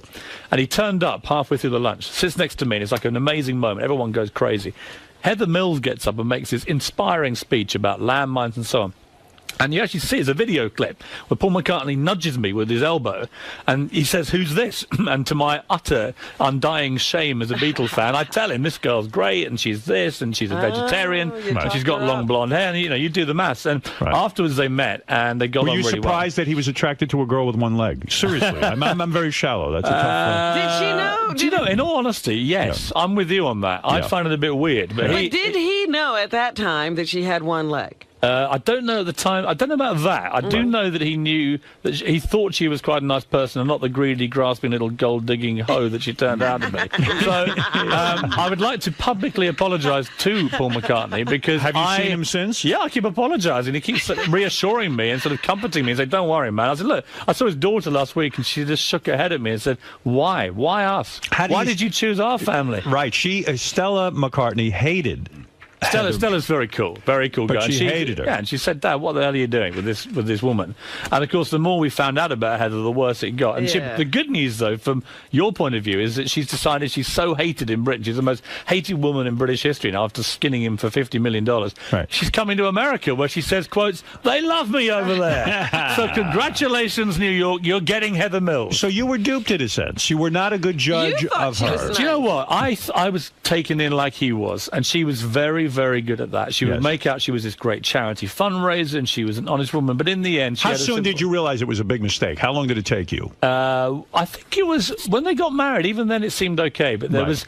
I was getting feedback from people who know Paul McCartney saying that she was getting very irritated that all the attention was going to Paul when they went out. Right. That's what I. And it was like, and eventually it was quite funny when the divorce papers came out and you saw just how she was trying to get like 500 million or something. It was ridiculous. Right. So I wrote this piece in my newspaper column in England, just tearing into this gold digger. And at the end of it published, and she rang me, and she went screaming, "What have you done?" I was a screaming banshee, and she said, "God!" And then eventually she stopped in mid-thing because I said, well, "I'm not putting up with you talking to me like this." I said, "You're just a greedy gold digger," and that's the end of it. And she said, "What?" And eventually she calmed down. And she said, "I know what it is," and that Geordie voice of it. "I know what it is.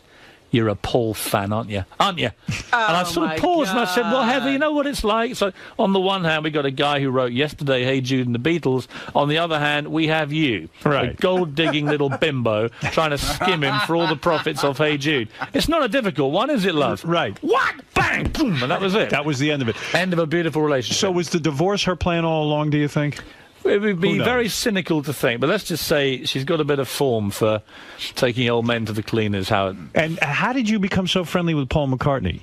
I was just a big Beatles fan, and we used to do stuff with him on the Daily Mirror. And the Daily Mirror is sort of working class Labour, left-wing paper in Britain, and it was very much his kind of roots from Liverpool. So he liked the paper, and he became friendly with you. And you can ring him up anytime. He's that much. Well, I wouldn't say that, but I mean, if I meet him, apart from apologising consistently, which I do, because he says to me, "Thanks, pal, you cost me $58 million." You're a very expensive friend. You should chip in a bit. What? Also, you mentioned that when you were a newspaper editor, you interviewed George Michael, the famous George Michael, and he confessed to you that he had sex with more than 500 men in the last 7 years. Is that right? It wasn't an interview. I went to a dinner party. I went to a dinner party, and I've been told you can be quite indiscreet. Anyway, this is about 3-4 years ago, and we sit there. There's about 8 of us, and bear in mind that I was there, and so was the editor of The Sun, who's another outrageous tabloid in Britain. You'd think he'd just show a little bit of discretion. Anyway, a few bottles of wine later, suddenly he just unburdens himself, and it's like he'd slept with 500 guys in the previous 7 years. What's his thing? He likes it in the behind, or he likes anal, or what is his thing? I think his thing is Hampstead Heath on a Friday night at midnight. Anything goes, Howard. So if you're in London, if you want to go to Hampstead Heath, you know what you're going to get. George Michael, very, very hot under the collar, right? But it was like that. He was being blackmailed by a male French hooker. He then began to name all the famous celebrities, some of whom were heterosexual to the public, who'd slept with his boyfriend. So by now we're like, what? Wow. He's telling this to you, who's a tabloid reporter. Yeah, and afterwards, of course, I obviously put it all in my book, and he was like, how could you be so indiscreet? I was like, George, you invite 2 tabloid editors to your dinner party, you then tell us you slept with 500 guys. What do you think we're going to do? It's like putting a big lion into a cage and chucking it some raw meat, you know? But people continually invite you to these dinner parties, They do. and yet you can be obnoxious at the dinner party. For example, you were invited to Madonna and Guy Ritchie's home, and you said to Guy Ritchie, hey, you used to be a bartender. Go get me a drink. Well, he was a bartender. He was my bartender. I live in a place called Wandsworth in South London. And the Guy Ritchie I knew used to be the deputy. He wasn't even the head barman. He was the deputy head barman of a place called Joe's Brasserie. And I used to go in there and click my fingers, and this Guy would run off and get me my beer. Next time I see him, unbelievably, he's standing next to Madonna. And I was like, what? So I go to a guy called Marco Pierre White. He's a famous chef, right? He's doing a show at the moment for NBC. And great guy. Saw him last night. Marco had a 40th birthday party in which he invited 40 guests. And 2 of them are Madonna and Guy Ritchie. So I've had a few drinks by now, and I'm thinking, well, this could be quite funny. So as Madonna, grim-faced, not drinking, doing a bit of Kabbalah and aerobics, the usual kind of crap, as she does all that stuff, she walks past, and there's already been, she's in a bad mood because there was an outrageous comedian called Bernard Manning. Remember Bernard Manning? Not really. I mean, the most offensive, racist, sexist pig you'd meet in your life. And he'd done his half-hour turn, and I remember it because Madonna had this cap on, like a racing cap. And after about 20 minutes, she obviously wasn't laughing. Guy Ritchie was laughing. She wasn't laughing at all. And he just looked down at her and he went, "You're right, love." He didn't know who the hell she was. And he went, "You know what you look like?" And there's a famous jockey in England called Lester Piggott, right? Famous jockey. And she went, "You look like fucking Lester Piggott's sister." Like this. And Madonna just sat there in this cloth cap, dying of death, and everyone was howling at her. So she was already in a bad mood. So as they got up to walk around, I just said, "Hey, Guy, for old time's sake, mate, get the beers in, can you?" And he was laughing. She was incandescent. I mean, wow. You find her attractive? Not at all, mate. Not a good-looking woman. I mean, never has been. You don't like her? And you know what? 50 years old. Put the clothes back on, love. Yeah? Is Guy Ritchie He's all right. He's a cool guy. A good guy. I like him. Do you think he's in the marriage because he's in love with Madonna, or is he a guy who wants to... I think you'd have to be in love to stay in there that long. I mean, I like Guy Ritchie. He's a good bloke. I just find her it's just demeaning to be doing it at 50. Put the clothes back on. Let your kids do it. You know what I mean? That's right. She's too old for that. Yeah. Did you put the guys that George Michael outed in your book? Well, I couldn't put them all in because some of them it would have been a bit of a surprise to their wives. Who'd you put in there? Who did we put in there? I think I better be careful here. I mean, did you get sued over the book? No, because I was careful Are there about different laws here and there? Has your book been published here? I just don't think it'd be wise for me to start rattling off the names of famous Hollywood men who are married. Only the ones that are in your book. Yeah, I'm just trying to think who we put in there. Maybe you better be careful. I think I better be careful. Let's put it this way, Howard. I'm happy to name them.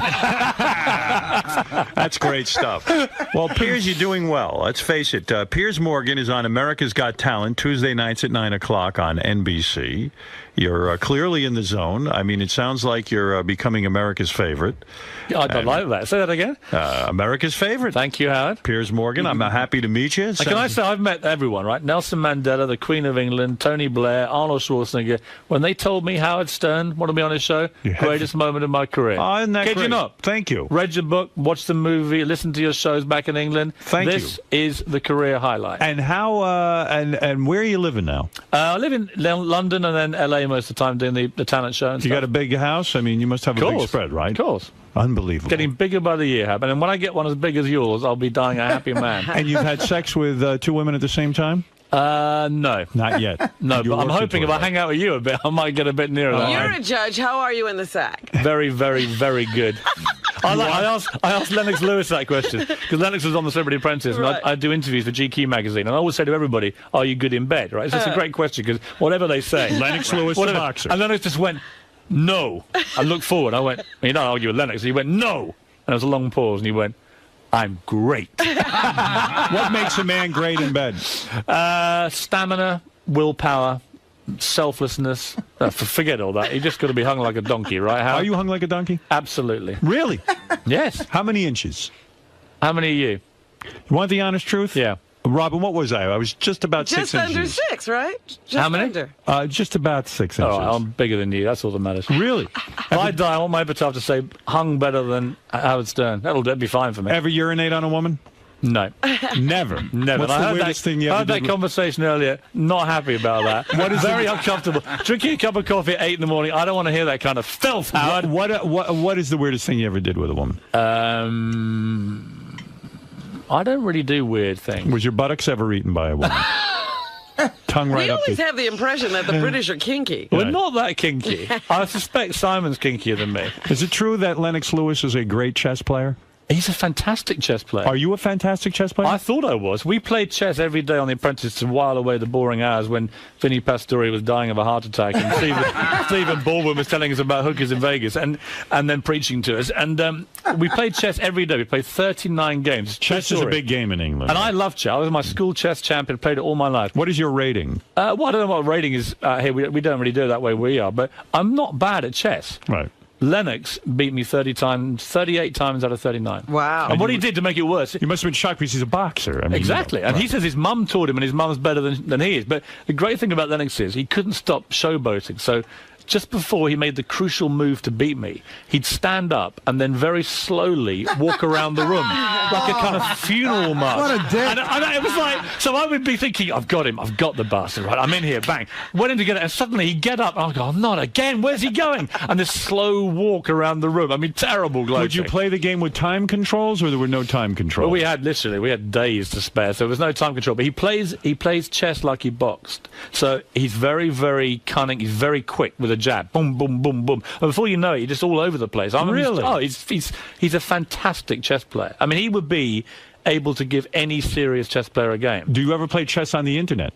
I'm going to start playing with him on the internet because he lives mainly in Jamaica now. I see. But he's terrific. Okay, I won't get too into the chess thing, but I'm always curious because Howard, I you should play You should play Piers. I would love to play Piers. I would love to You play. should have your own internet league. You play chess? I do. We should have a game. I enjoy the game. I think we should get Lennox in because he's brilliant. Well, we will have a little round robin. Let's won't get we? Lennox. Next time he's in New York, let's get it on. Let's have the Howard Stern Chess Championship. Let's go, man. Come on. We'll get Heather Mills. Yeah, we'll get Yes. George Michael. All right. That way we're going to get loads of stories, and she's going to skim us for our money. Perfect. Well, I've never actually played someone of regular intelligence. I only play retarded people in chess. Yeah. And I always win. But You'll he's do the well with champ. me. As long as someone has a low IQ. Let me ask Piers something. Do you think it takes away from the fun to play on the internet? Because Howard doesn't play with a board ever, right? Well, I would like to. First of all, in America, you can't find anyone to play on a board. So I go on this ICC, the Internet Chess Club. Yeah, I know It's it. a I know it. worldwide thing, and you go on and you play different people. I would love to play somebody in person. Go down to Washington Square Park. Well, The no, trouble but is, if you don't play with a real board, you can't chuck everything everywhere when you lose, which is quite a pleasure sometimes. I think, isn't it? It is. Yes. Do you get embarrassed when Lennox Lewis beats you 32 times? Oh my God, it was humiliating. But I thought I may as well write about this. I wrote about being beaten by Lennox at chess, and it was like, it was funny. Some people were like, "Well, don't be so surprised. Not all boxers are thick." Lennox is one of the sharpest guys I've ever met, and that's why he, in the end, it's interesting. Walking around New York with Lennox Lewis, because I've loved boxing all my life. I've forgotten, obviously, he knocked out Mike Tyson. And this was the big New York hero, and it was the biggest reaction to any human being I've walked with ever. It was incredible. And the respect for the guy, because he only got knocked out twice, Lennox Lewis, and both times he said to me, "I went back and I beat those people." Right. And that was very important to him. So he beat everybody there was to beat, and it was this chess mind all the time, always 3 moves ahead. Great guy. The other great guy who I heard you do on here was Tito Ortiz. Yes. What a charming guy he was. Again, much smarter than you'd think. Yes. And he's got Jenna Jameson. Yes, he does. And who knows what goes on there. Well, let me tell you. Here's a couple of people want to say hi to Piers, and then, Jeff the Drunk, go ahead quickly. Oh, geez. Yeah, hi, Piers. Hey, Jeff. I was watching the show last night. The opera singer was awesome. He was fantastic, wasn't he? You're saying someone who sings the opera was good? It was better than that. It's a guy who, by day, sells insurance, this guy, Neil, right? And then he just ripped into Nessun Dorma by Pavarotti. It was awesome. Nessun Dorma by Pavarotti is my favorite. I can't believe Jeff the Drunk knows this kind of music. Trust me, Nessun Dorma is going to be huge. Marianne from Brooklyn, you're on the air. I absolutely love you on the Celebrity Apprentice. You against Omarosa. You stood up to Donald Trump. Thank you. I'm a big fan of Simon. I absolutely adore you. And Howard, my Baba Booey song is on its way. Maybe Piers could judge it. Yes, hurry up with those Baba Booey songs. Yes, Brandon, go ahead. Hey, Howard, love you guys, man. Thank you. I just wanted to say, Piers, man, I've never heard of you before, dude, and you're a fucking funny motherfucker. Well, fuck you very much indeed. Howard had never heard of me before. Well, Piers is coming blow. on strong. He's coming on strong. In a couple of years, we won't even be able to get him on the show. You'll always get me, Howard. I said to your producer earlier, I'm available not just now, but every day you ever want me. Well, Piers, we might have to have you come in here and judge something the next time we do it. I'm available for anything. All right, excellent. Piers, you're a good guy. I appreciate you coming on the show. Piers Morgan, America's Got Talent, Tuesday nights at 9 o'clock on NBC. He's living large with the big house, the girlfriend, and he hates Stephen Baldwin, I think. Yeah.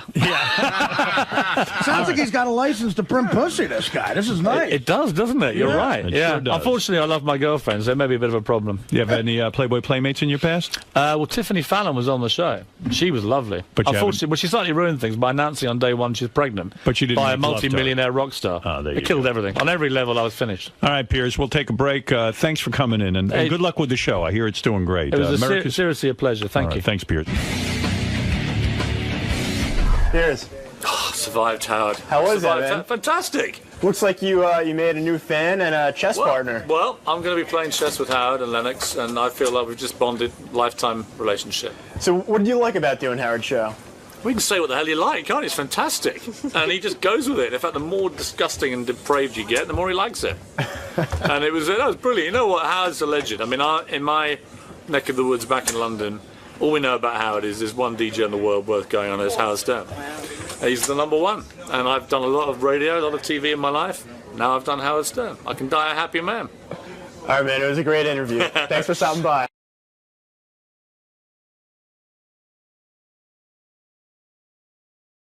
Best of the Wrap-Up Show. A recap and behind-the-scenes look with John High and Gary Dell'Abate.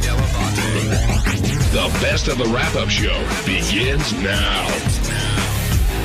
Hey, this is Jason, and on Monday's wrap-up show, they furthered the conversation about how I was talking to Kevin Kraft about taking gay pictures of him for a gay website to make money. You know, people were saying that I'm gay for even saying that, I'd be willing to do it. Look, I'm in it for the money, but like, what's so gay about wanting to take a picture of a naked dude? Jason Kaplan, you were a big highlight of today's show, starting with a page 69 item as your own little rag there comes back to bite you, I guess. Now, what is the deal with this photo shoot? I've heard conflicting stories, but the one that seems to be out there is that you were extremely eager and offered to take these photos, and you basically don't have a problem with it. No, that is the truth. I would take the pictures, and I don't have a problem with it. But it was mostly joking around. We were sitting around. Kevin and I are friends, and I guess he gets all these emails from gay guys who are attracted to him. So I'm like, dude, there's an easy way to make money. Take some gay photos, put them up on the web, charge people $15 a month, and let's start making some cash. And then that gets turned into. So that was it. I mean, the let's part makes it sound like you were offering to do this. No, I said I'll take the pictures. I don't care. I really don't. I know Artie says I'm trying to prove how liberal I am or something, but I don't know. I don't see what the big deal is. I actually know what's going on here for real. Jason get married in a couple months, and he's been telling me that the economy's really bad, that gas is a lot of money, that his fiance is like barely breaking even driving to work, and he said he might even go out and work an extra job just to make some money for the wedding. So I understand if he could talk Kevin into being a little gay, he could make some extra money for the wedding. All that is true, although I wasn't necessarily trying to. It wasn't like I came up with some brilliant idea and ran to Kevin with it. It was all just like. Was this based on Will the Farter's business model? Well, that's what I kept using as an example. I'm like, dude, listen, if Will could get $3,000 a month for farting in his underwear on the internet, you could be fucking raking it in. I'm like, let's go, let's do this. Now, Kevin, you thought Jason was joking, right? Kevin Kraft now joining At first, yeah, for about the first 15 minutes it was going on, I thought it was a joke. And then at what point did it get really creepy? It wasn't really all that creepy. It just got to the point where I was like, all right, well, I made my mind up a long time ago that I would never do gay porn. But it's not gay porn. Let me ask you a question. If you were on vacation, in Morocco, and you were walking around in a Speedo, is that gay? Yes. Case closed. All right. If you missed it, here's how everything went down on the show. Number 3, Teddy. Dude, take some pictures, throw them up on the web, make some money off it if you're going to do it. And then he's like, ew, I'm not going to do that. And I said, I'll take your pictures. I don't care. You want to take pictures of him jerking off? I don't know. I didn't say jerking off. I didn't say that. But naked? Dude, they're blowing the story out of proportion. You really want to be responsible for taking naked pictures of him and starting him in gay porn? Wow. No, do you really want anything to do with that? And why do you want to take gay pictures of him? I don't want to. Forget it. This is ridiculous. No. What do you mean it's ridiculous? But you said exactly what Lisa said. You want to take. Hey, I'm not denying the story. Like if a guy said to me, "Hey, would you take naked pictures of me?" I go, "On what planet do you think I'm living?" So was Artie the only one who had that type of reaction to what Jason was talking about? Because Artie seemed pretty skeeved by the whole thing. Howard seemed pretty creeped out, too. Howard seemed pretty creeped out, although he was taking it more the angle of, why would I do that to Kevin? Where I wasn't telling Kevin he needs to have a life in gay porn. I would just made a suggestion for a money-making website. See, I didn't think that Jason was suggesting gay porn. He just suggested tasteful pictures that would cater to the gay community. Right. There are lots of ways out there you can make extra money. I could go join the mafia. I could sell coke. But gay guys love you. Right? That's their problem. Jason's still pitching here. If you sell coke, how's Jason going to see you naked? Benj, how did you take all they're all giving Jason crap, but he's going to get some great gay sex. And I think that's his goal. No, I agree with Jason. I who gives a fuck? Except there's so many ways to make money, like Kevin was saying, and there's so many projects that you could get involved with. You got see. This one has a built-in audience. It's already there. There's a lot of things with built-in audience. But the way sorry, go ahead. Like what? Naked girls. But they don't know any. Well, that market's saturated. I'm perfectly happy making my 100 pesos a week here at Sirius. Again, this wasn't show my penis. This wasn't some giant business meeting Kevin and I had. I didn't come up with an idea and run to him with a proposal. I don't even know how it came up. Yeah, it just came up. I know exactly how it came up. We're sitting around the office with a bunch of guys, and you came in and said, "Oh my God, I just got another gay guy starts emailing me. He wants pictures of me." Hey, were you and Kevin the only ones involved in this discussion? Well, we're the only two having the discussion, but we were in the office with Jim and Brad. Jay, since you're up for the idea, what about if gay guys who listen to the show want to be photographed erotically by you? Would I get paid? Yeah. Yeah. They'll do erotic poses and you'll photo them. Define erotic. Yeah, I'm not. Whatever erotic photography, like them playing with themselves, that kind of thing. I wouldn't do gay sex. I wouldn't just do solo shots. Ass spread open, but if it's a dude standing there naked. So there, you got a business. You don't need Kevin. I'm not looking for a business. Wait, Jason the gay photographer? Jim McClure here trying to... I know what's coming. Go ahead, Jim. No, there's a couple of things. One, when we were in the office, you didn't seem really against anything. You were trying to convince Kevin that pretty much anything he did was stuff that he might do in his own. Like if he jerks off, he's sure you jerk off all the time. What's the deal with somebody watching you? You're not seeing them. The second part was we mentioned somebody else who we thought might have some experience kind of doing this, who used to work with us. Well, who's that? I don't know. As soon as his name came up, Jason's like, dude, we don't need anybody else involved in this. We can just do this. No need for outsiders in this. It's just us, man. True, Jace? Why split the profits with somebody else? I agree. Alan. Simon and Garfunkel did an extra guitar player. So, Jason and Kevin, what's the plan moving forward? Is this brought a halt to this business idea? Or Well, Kevin put a halt to the business idea during the first conversation, so it wasn't going to move any further, so it's dead. By the way, I already got emails and all these MySpace messages from people trying to convince me to do the gay porn. Oh, you're leaving money on the table, my friend. I'll happily leave that on the table. And my penis inside my pants. You know, it's a funny thing because you know who sort of went through this on a weird level was KC. Yeah. Mm-hmm. Casey did that photo shoot with with the weird German photographer. Right. But Casey did this cheesecake shot of him, with no shirt on, and then it was just like he started getting lots of letters from dudes in prison. Well, hold on a second. We're all going under the assumption that Casey didn't know that was a gay photographer. Well, that's the whole point. The point is, I think that sometimes people tell themselves things in order to make money. Right. And say, I didn't know that guy was gay. But Casey went to go get a glamour shirt and ended with his shirt off, a glamour shot, and ended up with his shirt off and his pants unbuttoned. And his pubic hair. Yeah, his pubic hair hanging out. That was the worst. The pubic hair was the worst. I didn't know what happened. So, Jason, taking that picture was gay. What? You were just saying he didn't know that was going to be a gay picture, but taking pictures of Kevin. No, listen, it would have been. And even saying, Kevin, I got the camera in the back. I got the nice camera, and you got the Jim, video come camera. on. Most of that was joking around. Shut the fuck up. You're taking a not for conversation. nothing. In Jason's defense, You hold on, bastard. Jason. In your defense, I mean, he's been taking gay pictures for the past 2 years on the show. Well, that's so what I said. Like, I say get paid for it. Everyone's like, well, how could you take a picture of a naked guy? And I'm just like, dude, half my pictures I have are of naked guys. Sal, if you knew that you could sell pictures, say Jason took a picture of you with your pants out, you had your tool in your hand, and you could sell it to the gay community to make extra money, would you do that? I'd put on a pair of goggles and gloves and start shooting. No, really, would you do that? It would be uncomfortable. I don't think I could stay in a room and watch a guy jack himself off. That would... No. No, I mean the pictures of you doing that. Oh, no, I couldn't. No, definitely not. You just gave 3 answers to the same question. I couldn't be on either end of the camera. I don't even know the question. I really don't. I have no idea what he just asked me. He can't even plug in the camera. He's so upset by it. I'm still thinking about that little prick that ripped me off from those songs. I mean, my head's spinning. What was the question again?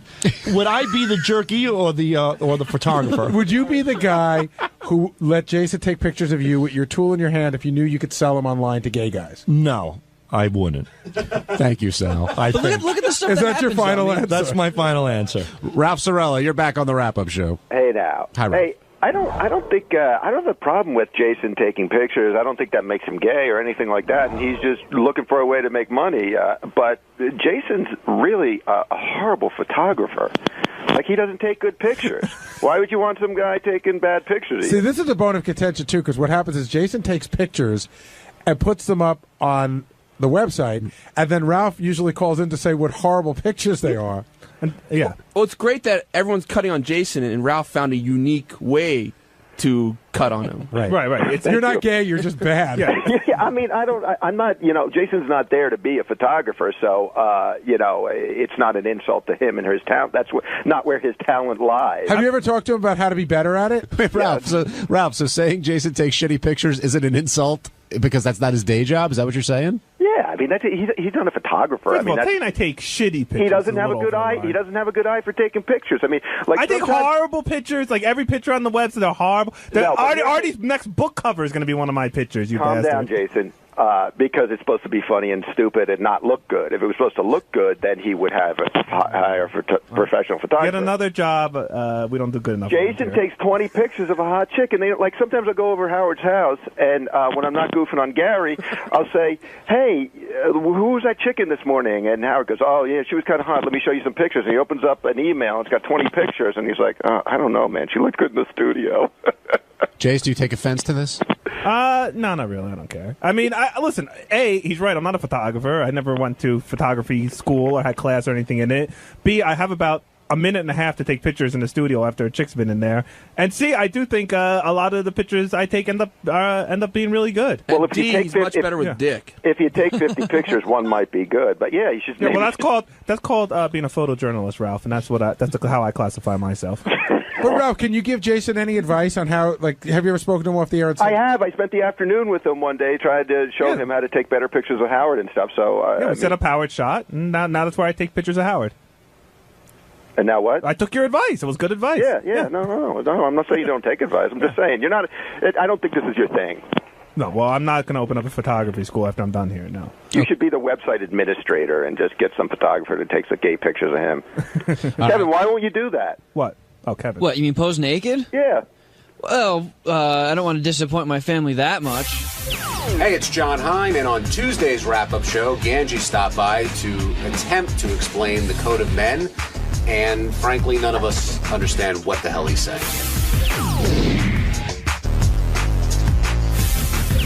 Matt in Long Island, you're on the wrap-up show.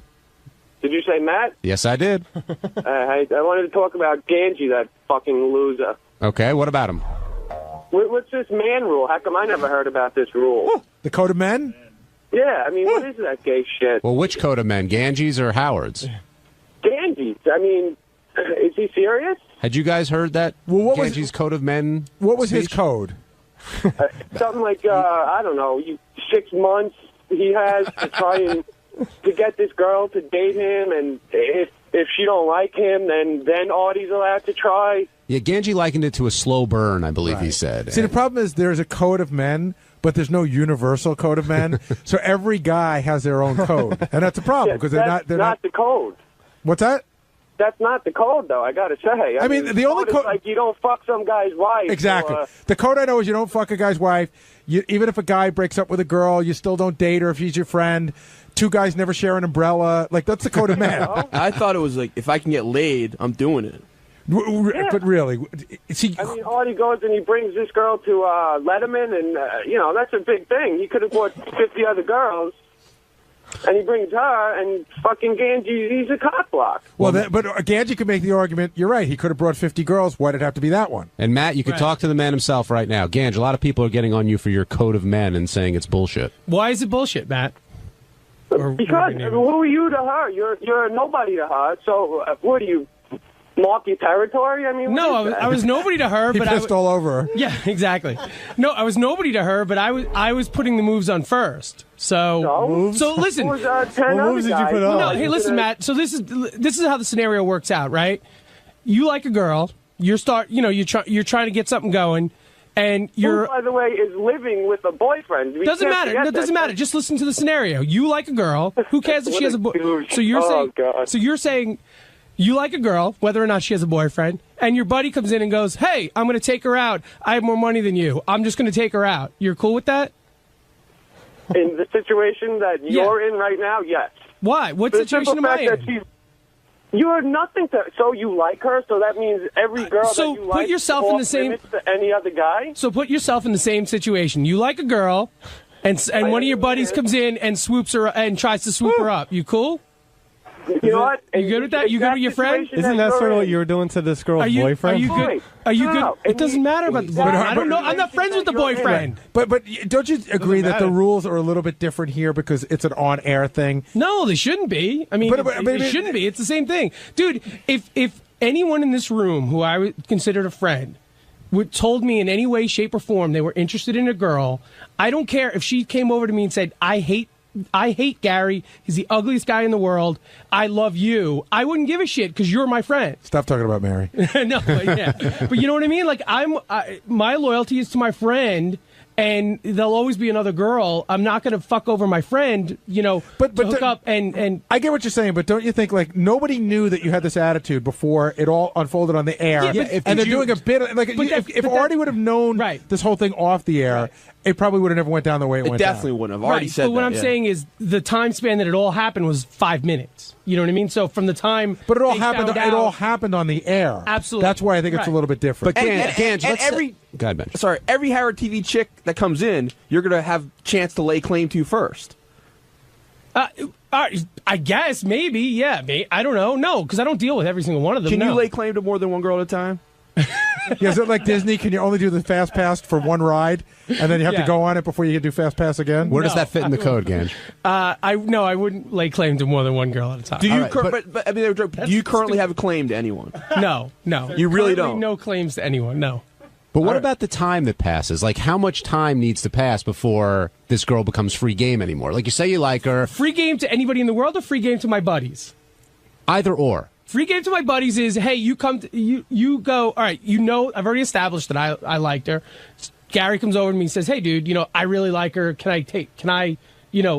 And then it's fine because we had a conversation. But how much time do you think is appropriate to pass before Gary has that conversation with you? A little time, just a little time. I don't know what that is. A little time. And Howard Until keeps Ganji's making over it. And Howard keeps making Ganji it like finds it's somebody 6 months. It was no way in shape or form 6 months. It's at best 2 months.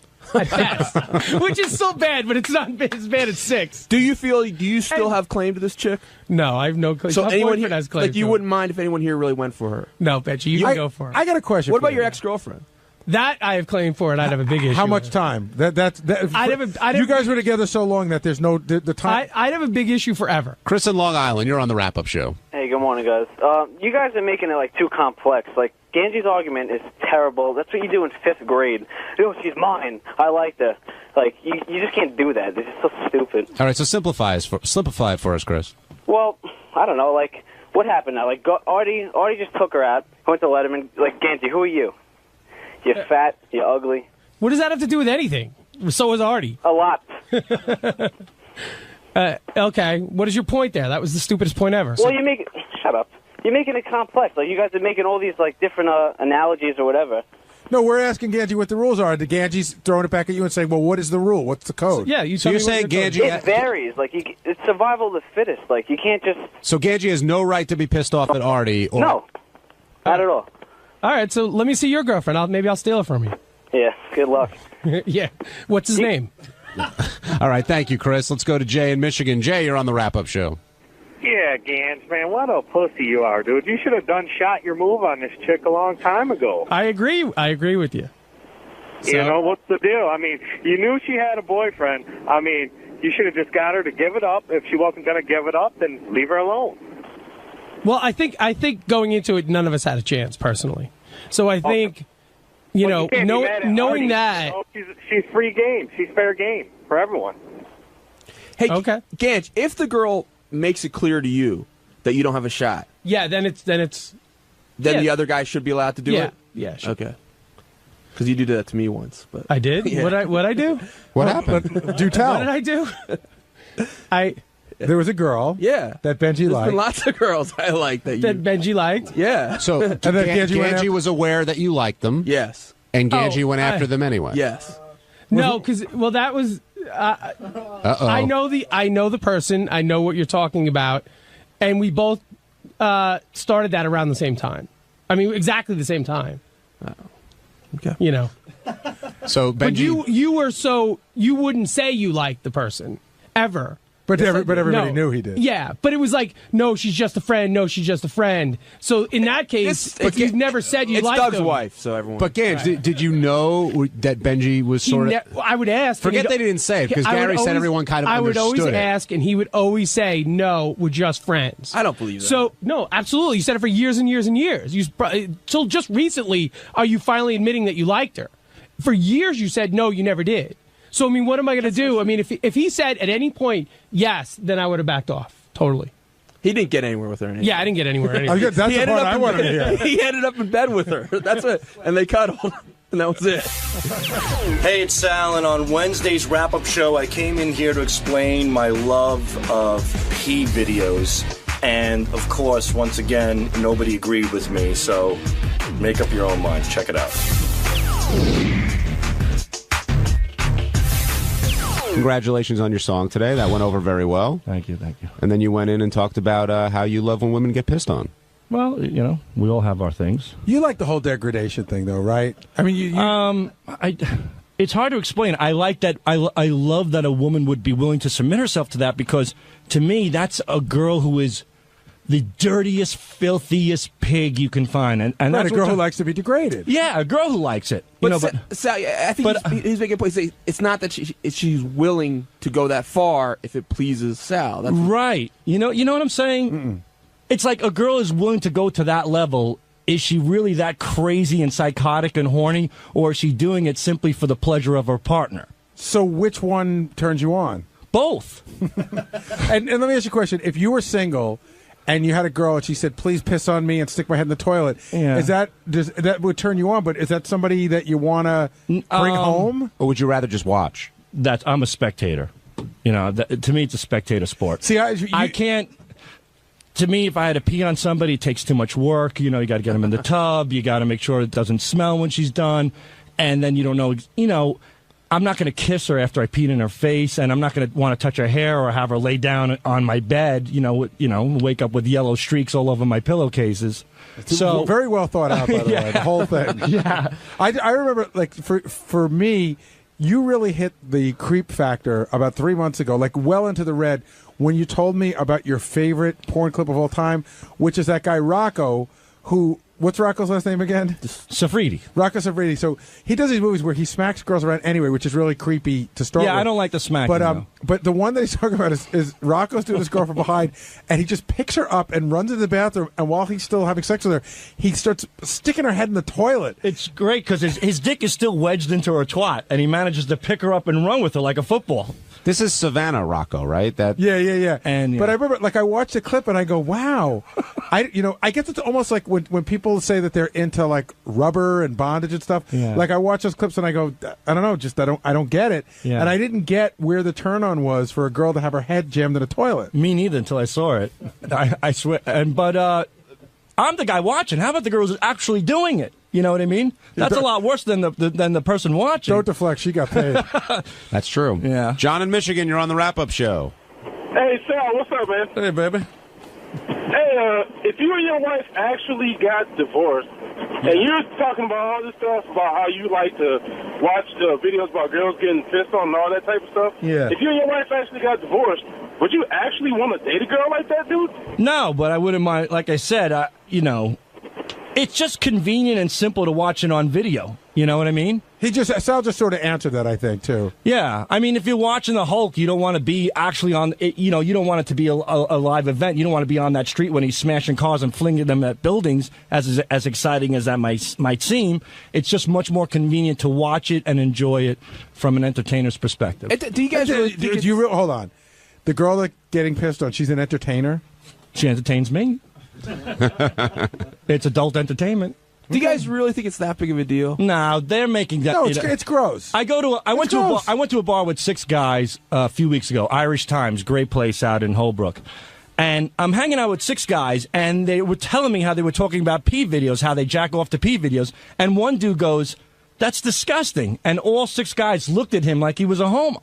It's almost like they outed him from the group because one dude thought jerking off to pee videos was wrong. So based on your 6 guys at the Irish pub in Holbrook, Irish Times, you've now decided that's your straw poll that, because I heard you say today that the peeing thing is very big with guys now.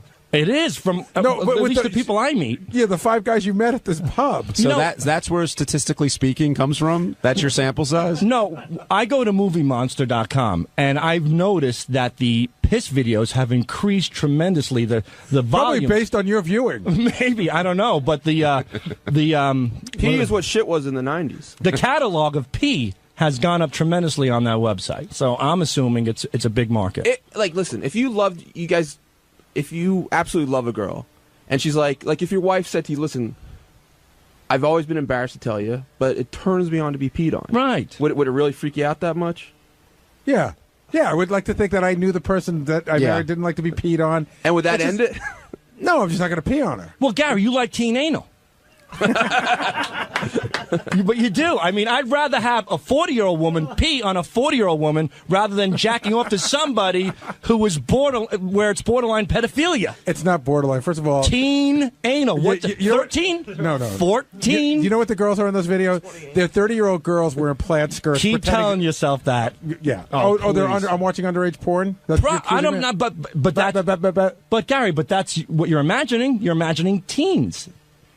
I don't know that I'm imagining 12-year-olds or 13-year-olds. Like well, 13, that teens could be defines- 19. I know, but I'm saying, okay, but that's your fetish, and I respect that. It's not my big fetish, by the way. Teen anal. I said I joked around that I watched it a couple of times. It's not what I live for. I don't live for P videos Oh, either. yes, you do. No, they're just part of my Dude, repertoire. listen, I don't go to like some teen something website, but you live on pissmops.com, which is a peeing website. All right, let's talk to Tom in Tempe. Hey, Tom. Get it. Hey, guys. Sal is like a car wreck. You know, you don't want to really see it or hear it, but you got to look at it. You're a mess, dude. But hey, whatever floats your boat. I don't get it. If I go to a comedy show this weekend, I'll have 17 guys at the bar saying how much they love P videos. It's just something. Maybe I'm stupid. Maybe I'm the only idiot that's saying this on the air, and every guy right now driving his car is saying, "Sure, I've jerked off to a P video here or there," and I'm completely right. And I'm only guilty of being honest. Do you believe that? Do you think everyone driving around is saying, "Yeah, of Not course"? everyone, but I'm saying that. What percentage would you say? 1. All right, let me ask you, Tom from Tempe. Yeah. Have you ever seen a P video and enjoyed it? I've never actually seen a P video, no. All right. I'm saying he's lying, and I'm saying 85% of the men who listen to the show probably have done it. What, have watched it and enjoy it? Maybe not. I would say 85% have seen a P video. I would say 65% have probably masturbated to one. You totally just made that number while we were talking. You remind me you like in the Manchurian Candidate. 57 people are in the Communist Party. You just make shit up as you go along. It's my assumption. I'm not making it up. I'm guesstimating. Guesstimation. Even when you're doing the whole rap about being at the comedy club and 17 guys are coming to talk to you about it, crunch the numbers. How many people do you think are in the club? 200? 250? So if the 250 in the club, 17 came up to you, what's the percentage of that? It's almost okay, 10%. That's the only 17 that are willing to talk to me. No. And how many of them you think are coming to talk to you to make it sound like they, you know? Well, it's their cup of tea. If you're listening to the Howard Stern show, you don't care. You're not necessarily. You don't give a shit about what Judd Apatow is doing, or that's a very, very bad example. I'm saying if you're listening to the Howard Stern show, you don't necessarily care about Paris Hilton or these. Awful things that you have to talk about. It has nothing to do with this. Are you assuming? Are you assuming that, or are you making that up? No. I'm saying that it's more the nature of Howard Stern. Howard Stern's been playing piss videos for years over the air. The German most of them are contributed by you. The gag factor videos. The pussy fart videos. It's entertaining, and I think that's what the fans like to a certain degree. So we have a common bond when I go to the shows. Again, I think that there's no way to know what the number of people who are into urinating videos are. I think that you're making up a number. And I also think if somebody comes to you and said, I heard that clip on the show, it made me laugh, doesn't mean that they're sexually aroused by it. And I agree. Is Richard into piss videos? He's seen some, but he doesn't get off on it. But he would be the 85% that is viewed. He's not the 65% that have enjoyed themselves. Right. John, in your 80 BJs, no chick ever asked you to pee on her? No, and it was an 80. I've never even been close to the whole peeing thing. I don't think I've ever known somebody that wanted it done, and I don't think I've ever wanted to do it. Look to your left. Or look on Greg's list. Greg's list? Craigslist? What's up, guys? It's Teddy on Thursday's wrap-up show. The slumbering giant that is Artie Lang was arisen. We woke him up to discuss his little nap during the Carly Simon interview that he missed. So check it out. And a gentleman who just recently awoke and taped something for Channel 9 now joins us, the great Artie Lang.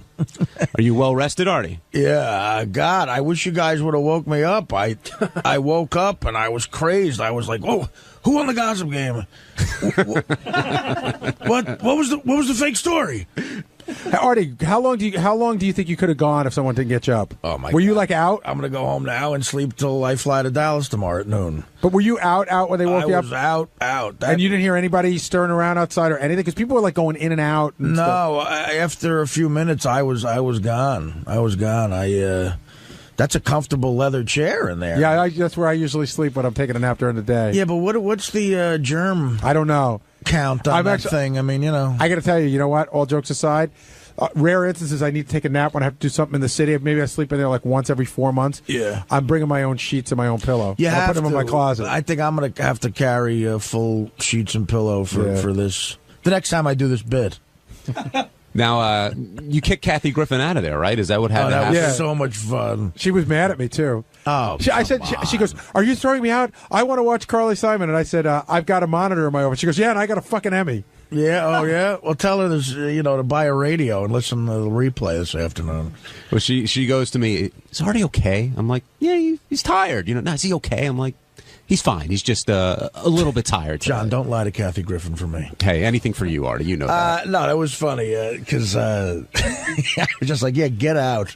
You weren't going to crash on the floor when Carly Simon came in? You thought that might be a bit distracting? That would have been hilarious. You see, the best part about this is how much Howard genuinely laughs at the fact of how big of a mess I am. He was laughing so hard when that song, as I was walking out, first of all, that song kills me. My favorite Artie song is His Name is Artie. That was playing because it just makes me seem like such a buffoon. And I heard that playing on the air, and that was making me laugh. And like Howard's face was red with laughter, but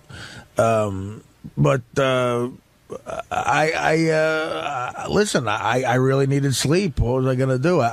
He was trying to decide between how funny it would be for me to be laying there and would it insult Carly Simon. And you know what? He was playing that in his head, and I think he figured out to get her mad. And you have you heard anything about the Carly interview? No. It ended up being unbelievable. If you were in there, it probably would have wrecked what was a really amazing interview.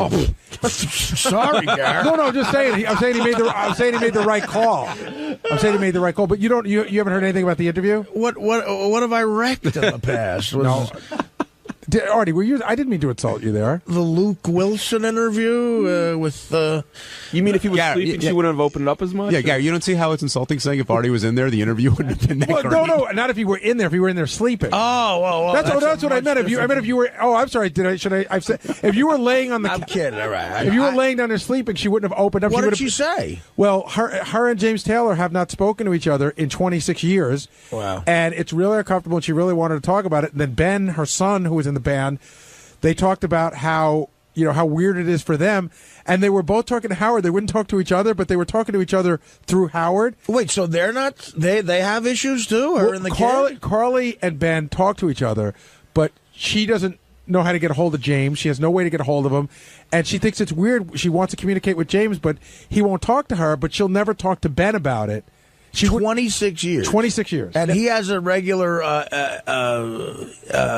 relationship with the both of them, the kid? That's right. Carly talked about going to their daughter's wedding, and since it was James Taylor's house, she had to use the porta potty. Like, she couldn't get anywhere near him or the kids. I mean, it's bad. Who's the Vane song about? Did you get that? She told Howard. She did? She did. She told Howard off there. He won't tell anybody, but we'll try to get it out of him. Oh, he's going to tell Robin in a week, apparently. Yeah.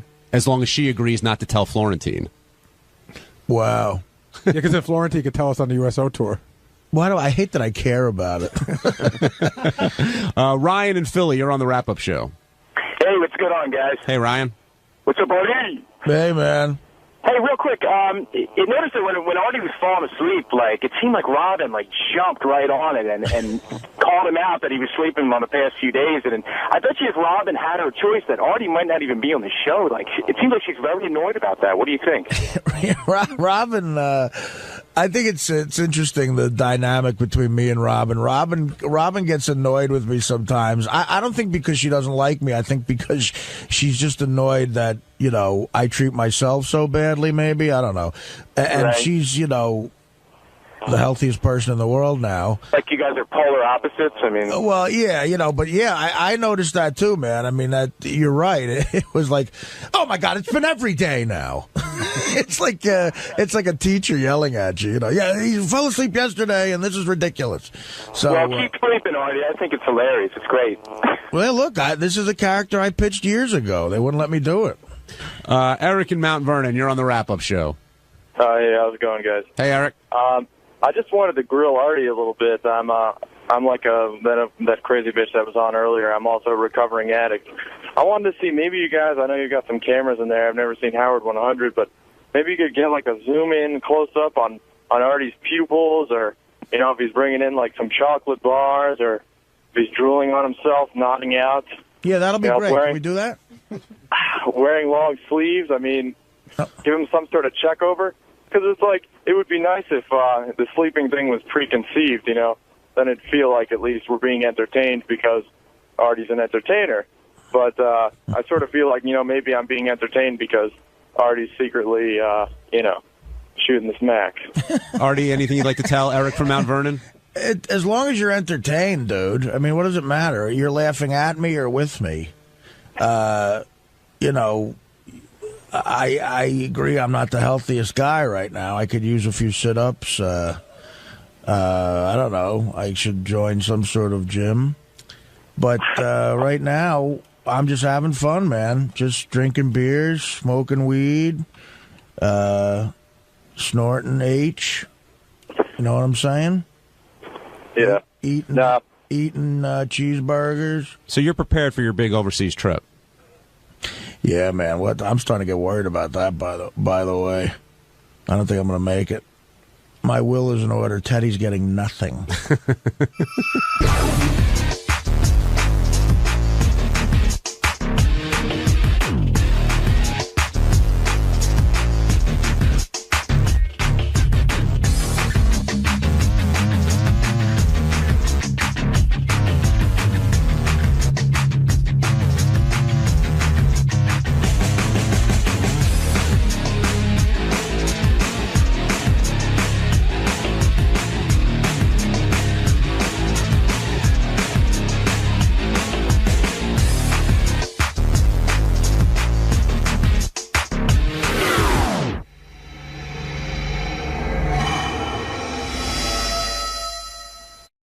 The Wrap-Up Show. A recap and behind-the-scenes look with John High and Gary Dell'Abate.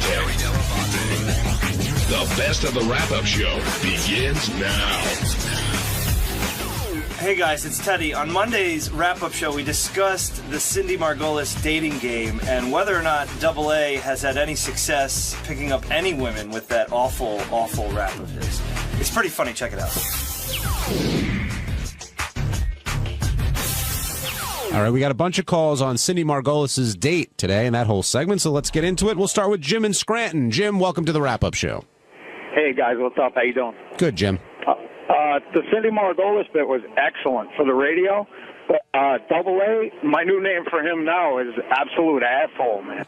Why? Do you really think he was seriously trying to date her? Because how could he think the way he was talking would work, man? Well, that's what I said to Howard during the break, and I said it to Artie. I said, Artie, God, be honest with me. Is there any woman anywhere that works on?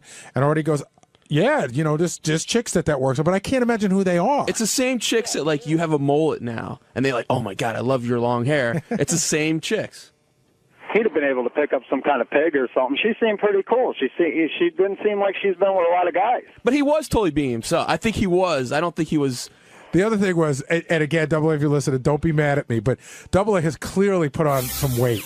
And he had this purple shirt on that really wasn't, it really didn't look that great on him. So I'm watching him be like the big tough guy, and he acted like a guy trim and in great shape, but that's what made it even funnier. Well, also, when he finally met her, like, she towers over him. Exactly. She's about 5 inches taller than him. That's right. Dave in Jersey, you're on the wrap-up show. Hey, how you doing? Hey, Dave. My question to you guys is this. Why does Howard, every time there's a contest where there's girls on or something else, he'll put on, this time he put on Double A. Double A's a jackass. And then he put on, you guys had another contest where you put on, some of the regulars, the whack packers. Why not give 3 people a chance that have never been on the show? I can take a stab at that one because we're doing a comedy show. We're trying to make it funny, and we knew if we put Double A in, it's going to be funny. And if we took 3 guys, like contestant number 1, Ralph from today, it would have been a disaster. And you'd be calling here going, you guys are the worst. You put on 3 fucking boring guys. You should have put me on. Yeah, but Double A's an asshole. I can think of. But that's why he's funny. That's why. Okay, he was being a jerk today. Were you not amused by him at all? No, I wasn't because I can't. I think he's a total jackass. I can't stand when he comes on. Oh, when he was giving his rap on anything, we were cracking up. I'm going to take you to the Bagada. I can't tell if that's Double A or if he's doing a character, but either way, he is really just so fucking obnoxious to women. But it's funny. I mean, I was totally amused by him. And then he threw like $5,000. Like I checked it, he threw $5,000 at her like she was like a whore or something. So you thought there was going to be 100 on the outside and all ones in the middle, right? I totally thought he was full shit. I mean, it's a lot of money to just toss around. And the guy in the middle was normal enough to just make it funny, but she changed her mind. How many times did she change her mind? Well, 3. She picked batch number 1, then found out he was really there to meet Howard, so she went to Double A, which totally blew my mind, right? Because she must have been so freaked out about the age thing, like to skip over the normal guy in the middle to go to Double A, who was just being a complete jerk. And Double A was claiming that Artie was cockblocking him because he was saying it was for comedic value or something like that, and then she changed her mind again and ended up with Ryan. But we do have hit number 1, Teddy. This is Cindy's first decision when she picked Bachelor number 1. Okay. Number 2, as totally sweet and wonderful as he seems, and so teachable, which I would love. And maybe he is a virgin. No, he didn't say. No, he said he slept with someone. Yeah. So I can't diversionalize him. Lied about that. I can't lose that fantasy. If he was that young and a virgin, I'd totally be there. Right. But no, I can't lose that fantasy to him. So I'm going to have to go with number 1. What a mistake. Number 1 is the winner. Ralph, are you excited? Very, very excited. Number 2. He's excited about that other guy. Can I say something? Join him. Earlier in the green room, he said he didn't even care about the date with Cindy. Exactly. He said he just wanted to meet. He wanted to fucking meet you, Howard. Now is that right, Ralph? I didn't want to throw one of the bus. but The truth is, I came to meet Howard in the gang, but after I hear Cindy going through, oh my Christ. Yeah, exactly, Cindy. Way to go, Cindy. This You is just what I'm picked a saying. homo. Men or dog? So Cindy apparently learned her lesson and ended up going with number 2. Ralph excited about winning, although you couldn't really tell he was excited. Right. And Double A chiming in as well. Benj, what'd you think of all that? What I liked about it most is she seems like she's really into it. Right. And I don't know if she's putting this on to make us more into it, but I think that guy has a shot of really hooking up with her today. It sounded like it, and I heard her doing interviews outside of the hallway as well. She was all about teaching him what works, and Ryan's like, okay, I'll be there. You want to know if it's sincere. And or even if it's not, she might like the idea of airplay, that she might just make something with him, so she has more to talk about like tomorrow or next week or whatever. I realize now that the only love connection on the show that's ever really worked and has longevity is Fred and his wife. But it would be so awesome if within a year and a half, like she was married to that guy. It would just be so funny. I was so jealous, man. Well, how'd you guys think Cindy looked today? I thought she looked pretty good. Body-wise, it was... she said she didn't think she was that type, but I thought she was holding it together. I mean, I don't even know why she was wearing a top. I mean, her tits were so out. Ronnie? She looked hot. JD? She looked hot. She was a pig, John. JD came in afterwards. Howard talked about it on the air, but JD's like, God, if I'd have known these guys were going to be such losers, I would have joined in. Well, no, I mean, she was like into like teaching guys something, and I'd let her teach me anything she wanted. Did you guys think she was going to pick number 1? Because I thought for sure she was going to pick number 2. I thought she was going to pick number 2, but she was so freaked out by the age thing. But I never thought, even after number 1 was bad, I never thought that Double A had a shot. I was hoping she was going to pick number 3, actually. I really was pulling for there Double A. There was a part where we were all in the office, and she goes, Robin, which one would you pick? And everybody turned around and goes, Robin's got any sense of humor, she's going to go number 3. And then they wouldn't let Robin give her opinion because she'd seen the guys. Yeah, she got out of that. Hi, everyone. I'm Lisa G. from Howard 100 News. Big happenings this week on Tuesday's wrap-up show. I finally broke down, and I went on the show to talk about Howard's wedding. So enjoy. I just wanted to correct something that my dear friend Richard Christie. I'm not on your shit list, am I? I see it in his eyes. You are. No, about there being fights in the newsroom over who might cover if, for some reason, Howard 100 News were to cover. That's not true. The fact of the matter is, everybody recognizes that this is Lisa's story. If Howard 100 News were to cover the wedding, she would have to be the lead reporter because this is her thing. Well, hold on. Okay, wait. I have an analogy. You here. first. Okay. Like Jim McKay just died, and they did a great story about how Jim McKay covered, the terrorists in Munich, and Howard Cosell really wanted the story, but the news director felt Jim McKay was the right person for the job. What if the news director said, Brad, our news director, said, Lisa, I know you really want this, but Steve's the guy for the job? How would she take that? She probably wouldn't be very happy. Steve, would you take the job? That's my question. If Brad, the person have to be honest and say yes. I mean, it's an assignment. You cover the news. But I think, out of deference to her, This is her story. Yeah, but if the boss came around and said, "Steve, you're on the wedding story," you're not gonna do the story. I wouldn't. Yeah, maybe he wants more of an edge to the story. That would be more your angle. Or could you say, as a news person, that Lisa's already too involved in the story? That as a news person, right? Don't you think you're more proper? Right. Should you send somebody to cover a wedding when the person covering it wants to marry the guy getting married? It's true. The objectivity is in question here. Objectivity is a bunch of baloney these days. I mean, the fact of the matter is passion and she's involvement passionate in a story. And she's in love. Really, and she's in love. Well, I don't know, but don't you think it's unfair that she will probably get to go cover the wedding, and you have to go cover the craptacular? Yeah, but listen, I get to cover plenty of things that she doesn't get to cover. So everybody has their own beat. So my beat shit. So Steve, you're going to be covering the wedding, and Lisa is going to be with Sal all day. I mean, is that a possibility? Well, I know nothing about this. Our news director, Brad Driver. He knows. Brad? Lisa G will 100% cover the wedding if we're allowed to go. So if Howard says, I want Ralph Howard there, what do you do? The only way we can cover it is if Howard says someone else has to cover it, then perhaps we'll reconsider. But as of now, Lisa G is definitely covering the wedding. Now, did she ask you to Brad, cover the wedding? You did your job. Lisa, take the sword away from your neck. And there's never been any controversy. Now, you were there when I was talking to her this morning. We almost, I think, had her convinced. She was thinking about to do it. She was thinking about it, for sure. Now, would you have looked down on her as a news director for doing that? It was her decision to make, 100%. Her decision to make. Do you think she should have done it? I mean, considering what Gary said about going along with the audience and maybe smoothing things over, and yeah, Lisa is a team player. Do you think she made the right decision in not going in? She needs to do what makes herself comfortable, and I think she stuck to her guns. So. Okay, that's a yes. Steve, what do you think? You think she should have done it?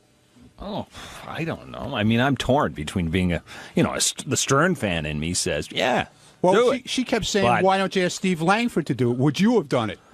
What was the actual thing again? I was supposed to. I would have done it. Listen, I'll tell you something right now. What if the risk was you had to measure your penis? Because that might have been the risk. Well, that's like another stage, isn't it? I mean, no. If you lost, so if Howard said, because that's what Howard said to Lisa. She lost you to measure her penis. Jeez, I don't know. I'd have to think about that. Listen, if you lose, you lose. I give Langford credit because Steve Langford's got a big penis. We joke about it. We got an email from like an ex-girlfriend, blah blah blah, and he was against it. And at one point, you did say, "Well, I would never in a million years say to you what to do." And I haven't been able to find her, but if I did. We got a whole news team in here now? All right, Lisa, come on over. Lisa G. Wow. Lisa G now joining the wrap-up show. New team player. Step up, G. With the 8 guys ready to attack With my her. horseshoes. Now, That was pretty funny. They got stuck. I'm no Cinderella. I thought Ronnie was saying Ronnie was saying horseshoes. No, horseshoes. No, horseshoes. Horseshoes. Okay. Horseshoes. Lise, yes. You've heard the conversation. First of all, I am extremely flattered. This is the first time officially I heard this from Brad Driver, that it would be my story. I always felt that whatever Howard wanted, it's his wedding, it's his show. If he wanted Steve there, Shuley, whomever, that's the way it would be, and I would be accepting of it. Now, Lise, be honest. The day comes